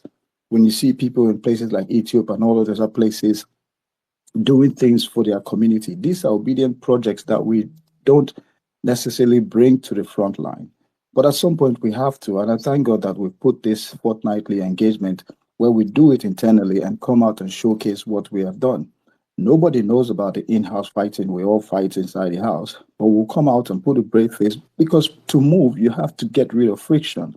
So all the criticisms are welcome. But the fact of the matter is, if we are to move this movement from where we are now, we have to strengthen the pillars that we operate by, which is we have to get involved. We have to get involved. If you're not sure about what's going on, like Kanalu said, on the website, you will see who your leader is. Go and see what he's doing. I'm from Edo State. Regardless of whether I was a leader or not, the first thing I had to do was who is in charge of the obedience in Edo State? And the guy is doing a fantastic job. If you talk about someone who's outspoken, that guy is outspoken, but he would work his ass off to make sure that the movement is moving. So far, we have seen an alignment emerge from diaspora, especially from Europe, because that is our main focus. While the Asia, they're doing their own from political point of view, and then the Americas are doing their own from a rallying point of view, a mobilizational point of view. Europe is almost focused on the grassroots side of things and creating narratives that can bring us together, either through uh, um, community bridging projects and town hall projects and all this stuff. That's how we've decided to roll. But what is key here is that It is not a linear approach to solving this problem of Nigeria, but we are in a very good position as a movement to make sure we integrate, to make sure we develop things, to make sure we have civic and leadership engagements going on, even amongst us. Make sure that the young people are coming on. It's why you see situations where we have a lot of people on X, a lot of young people. Their obedience as well. There has to be a safe haven where they can engage and express themselves. Obedience are providing this without even knowing. That is the organic nature of the beauty of this thing that we must leverage off. It's all well and good. We'll come out and call one or two people for doing X or Y things we don't like. That is absolutely brilliant. That's what we want so we can know what to change. But the fact of the matter is, like Dr. Tanko rightfully said, we have the right data to scale and measure our projects, our progress. You can see what is happening online. I was very skeptical at the initial stage, wasn't a big fan of Dr. Tanko, but when I look at the scale of what he's been doing, I had to come back and say, well done, sir. I wasn't a big fan of what's going on online. But when I looked at the system, it didn't take me to understand the effort that has gone into that system. All of this, and we are all part of it, free, not funded. People are doing it by themselves. Come on, guys. We need to, at some point, pat ourselves on the back and say, progressively, we have done a fantastic job as a collective. If we are to push for a new Nigeria, which is our ideology behind all this, we must be able to see and leverage what we're doing off one another. You don't have to like the person, but at least understand what they are doing and what their purpose is, and make sure that purpose aligns with your own passion. And guess what? Guide all these things by the principles that we need to make sure Nigeria is a better place. That is all that matters at the end of the day. Honestly, we're doing a deep dive. I'll round up in 1 minute. We're doing a deep dive into making sure that leadership is not about, hey, you know what, you did this, you do that. It's about understanding what we are supposed to do as a collective, not from one person, what we're supposed to do as a movement. What are we moving? Are we moving to rally? Are we moving to protest? Are we moving to mobilize? Are we moving to raise funds? If we're not moving to do all these things, then we're just sitting there looking at things not working from one old lens, then you're not part of the project. So what I would say is please get involved. Check the website out. Contact the people you need to contact. Personally, my blessing for me is that from the 31st of December to today, the 26th of October, if I haven't spoken to Nigerians, nothing less than 200, nothing else would have given me that opportunity if I wasn't ready to serve. And that is what we put ourselves forward to serve. And those hundreds of Nigerians we've been speaking to, this is outside of the obedient projects that were existing before. So we're a formidable force, and nobody can tell us otherwise. No matter any kind of movement that springs up today, tomorrow, or next tomorrow, the obedient movement under the leadership of Peter Obi is the best thing that has happened to Nigeria in a very long time.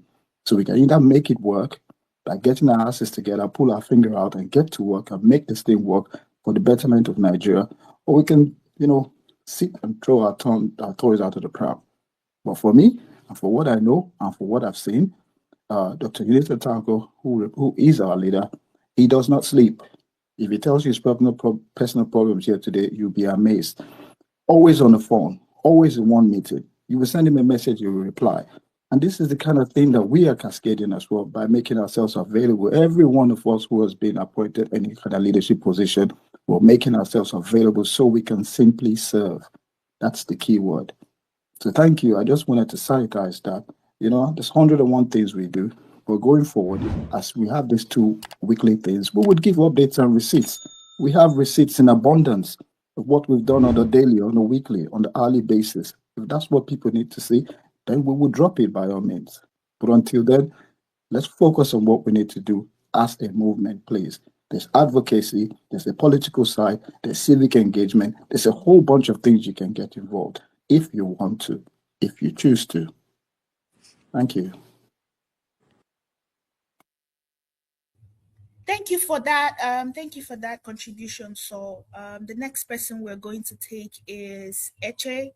So after Eche, we're gonna have uh Muktajid Karigwe. Then we're going to have Ibrahim, then Olabest, and the last person for the shift is Damola. Duke of Ife. Okay, Sorry, let me Dr. just Nat, say something can before I? you go. Okay. Let me say something before you go, Eche. Um, guys, please forgive us, bear with us. We have a lot of requests, but we are pressed for time and we won't be able to have everybody. Even if we open it up, we still be here till 12 and we'll still not have everybody. We have over 450 people here. So imagine how many requests we already have. So if we're not able to bring you up on the speaker corner, please bear with us. We're just trying to manage the time. We were supposed to have this for 180 minutes, but look at that. It's 10:31 now. So if we're not able to bring you up, just know that it wasn't because we didn't want to bring you up. It's because we couldn't bring you up. Please. And there are some people we have tried to bring up many times repeatedly, but we bring them up, they drop again. We bring them up, they drop again. Glitches with how Twitter space goes. Thank you for understanding. Eche, go for Okay, thank you very much. I greet everybody in the house. Before I start, I must commend each of every one of us. I believe that we are doing our best to make sure that everything works out fine. Uh, I I will try to turn it down a bit, but I will still try to be blunt. That's me for you. In as much we are trying here to make things work out for us. But I believe that if we refuse to iron out the primary assignment, all this our effort is going to be like effort in futility. And nobody here wants that to happen. Because to be honest with you, I wouldn't in my life having a kind of 80% advantage over something or over somebody. And along the line, and now started having the kind of calculation we do when Nigeria is playing World Cup qualified. Let these people play 1-1. Let these people, if these people should play 2-0. That's what we are doing now. And it doesn't make sense to me. You have something you're supposed to leverage on.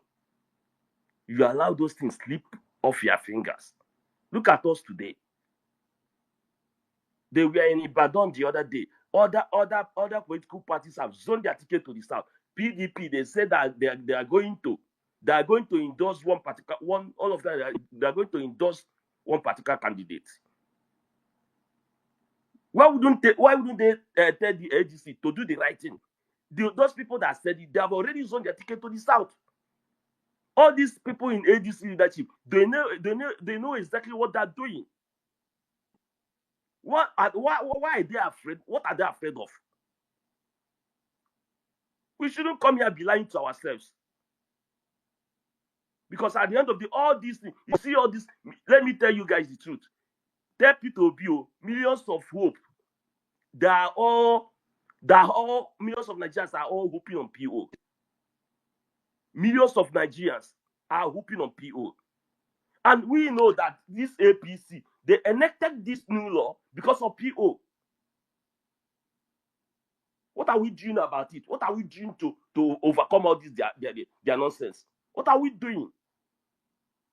And now look at 2 weeks, just 2 weeks. We are here calculating, do this, do that, register. Let me be honest with you. Anything that we make PO go into that primary article, PO will lose out. And once he lose out, OT will not be that.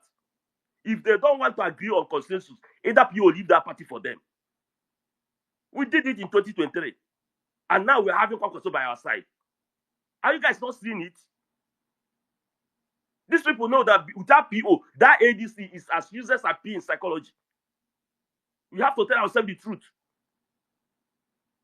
They want to use him to climb to Aso Rock. Who doesn't know that? And we are yes, sugarcoating war. We can't just tell ourselves the truth. See, look at the leadership. They know the right thing to do, but they don't want to do it. The same thing they did in 2022 in PDP. They still want to repeat the same thing here. And we are here sugarcoating words.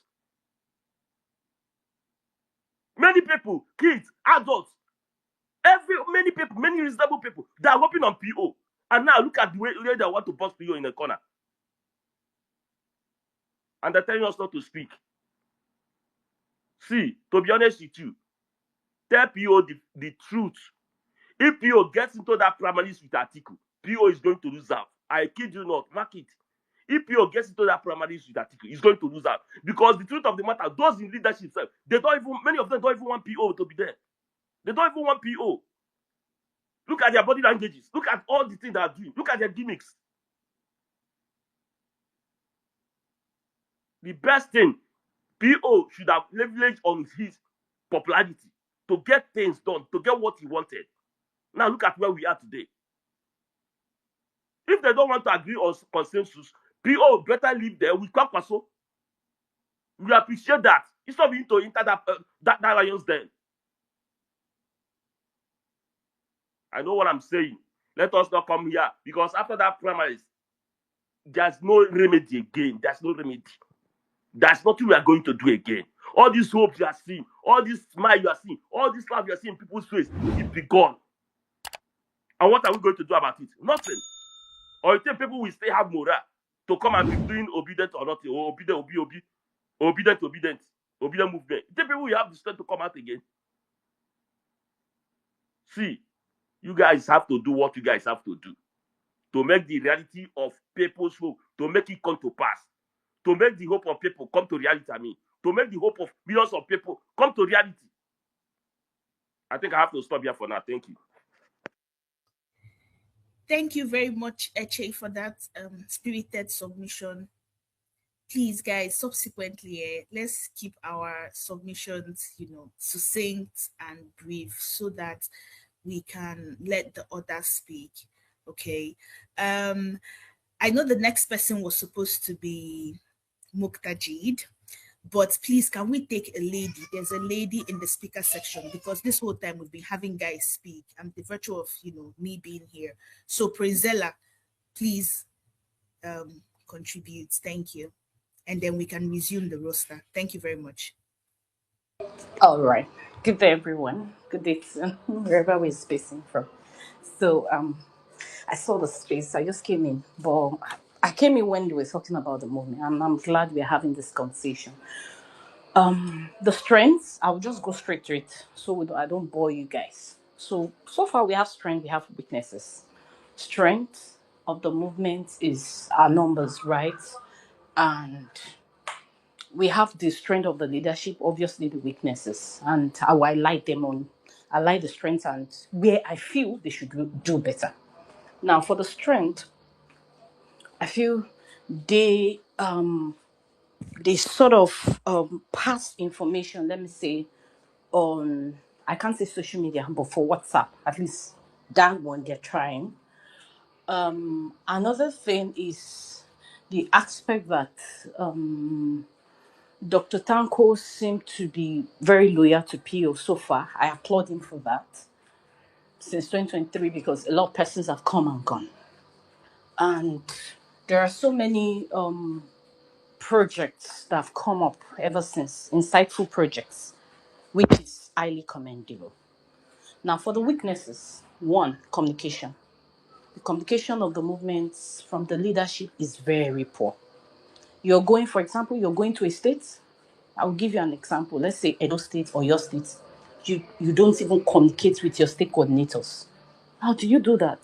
Your state coordinators will be finding out on that day and will be going through backdoor. What is the essence of a state coordinator if you don't communicate with them? You don't. PO is coming to their states and they don't know. It is bad. Please work on that. Then communication via social media platform. I feel like we have not harnessed Facebook enough, Facebook and TikTok. I feel we just dwell so much on X. And yes, followers have their part to play, but it trickles from the top down to the bottom. So I think proper channel of communication in such a way that something is happening would be informed early and there will be proper strategy. If there are proper communication, I believe by now, I don't know, the numbers will be better in terms of, because I remember when we started the old registration, ADC and all that, Duke can bear me witness. On Facebook, in fact, Facebook was aloof. They did not know what was going on. I had to join so many groups and some other persons, Duke and some other persons, we had to join and start telling people. People did not know anything. And it was really disturbing. And same thing as TikTok. Please work on your communication. Two, when there is funds given for for a certain thing, please use it for what it is. When they give money for mobilization, ADC registration, let that money get to foot soldiers.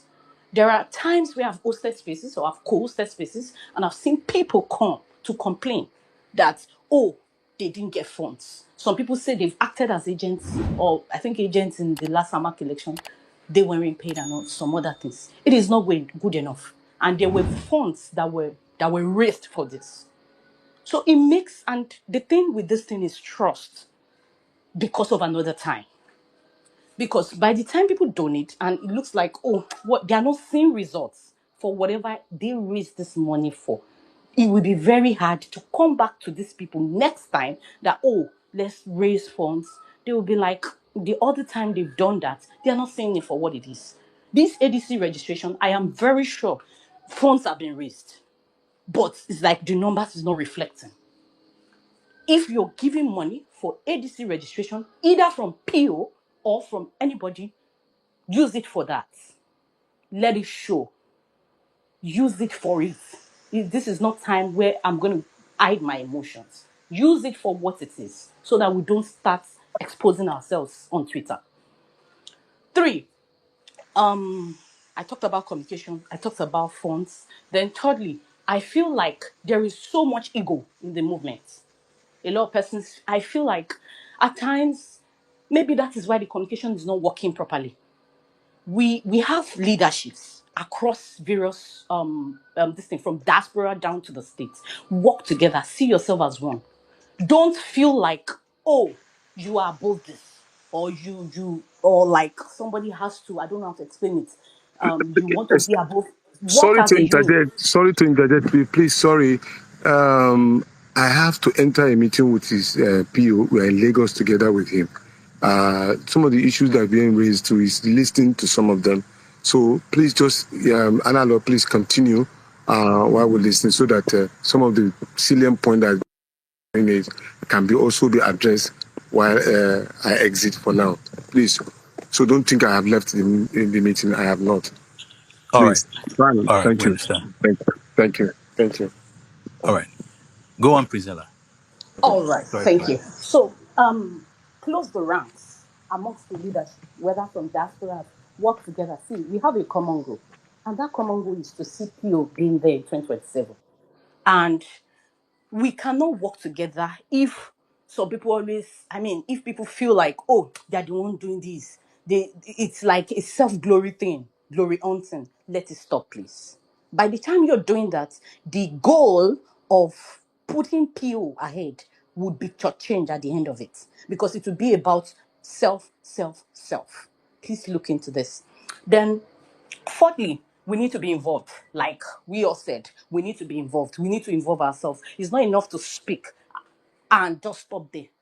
I speak and I also act in my own little corner. So let's get involved for people as much as we criticize. Then, sis, the directorates, all the various directorates and units that have been appointed, like Directorate of IT, Directorate of this, some of them, I don't see what they've been doing since 2022 or 2023, that those directorates have been created. Now, I work in a corporate setting. When you're elected or you're put in a position, at least you'll be placed on, depending, I don't know the organization, 3 months, 6 months probation. If the person is not forthcoming, you give a first warning, you give a second warning. It's not forthcoming, replace them. If you can't replace them, let them go. I don't know. There is no point of appointing this, appointing that, and it's not functional. Then the smart ballots. I don't know why the leadership is not adopting it. Could it, because in my own little corner, I've asked, is it that because it is not their brainchild, that is why they are not adopting it, or they are not trying to put it out and agree that, okay, this is what we should use? Because if you look at that smart ballot, it's a very good app. It can help with the elections. Okay, you are not adopting smart ballots. Where is the option you are bringing? Since 2022, you have not given us any app that can help to actually curtail our problems as regards the election. Somebody has done that. You are not adopting. You are not giving us option. It is very frustrating. If you don't have a backup, adopt this thing. It doesn't have to come from you. It doesn't have to be your brainchild. So far somebody has done something and we solve our problem, so be it, accept it. We see these things, but we don't just speak. But I think it's high time we start looking ourselves eyeball to eyeball and tell ourselves the truth and not mice it. Thank you. Okay. All right. Thank you very much. So I'm just going to recap so that I know I got all your questions right. So communications was number one. You talk about funds being used appropriately, right? You talked about ego tripping. You talked about heads of directorates. And then the last you talked about the app from the ICT, from Smart Balance. Did I get all your questions right so that I don't miss anyone? Yes, please. Yes, please. All right, thank you. So I'm just putting it down so that I can pick all of them. Smart app. Okay, so let's talk about communication. So this thing is that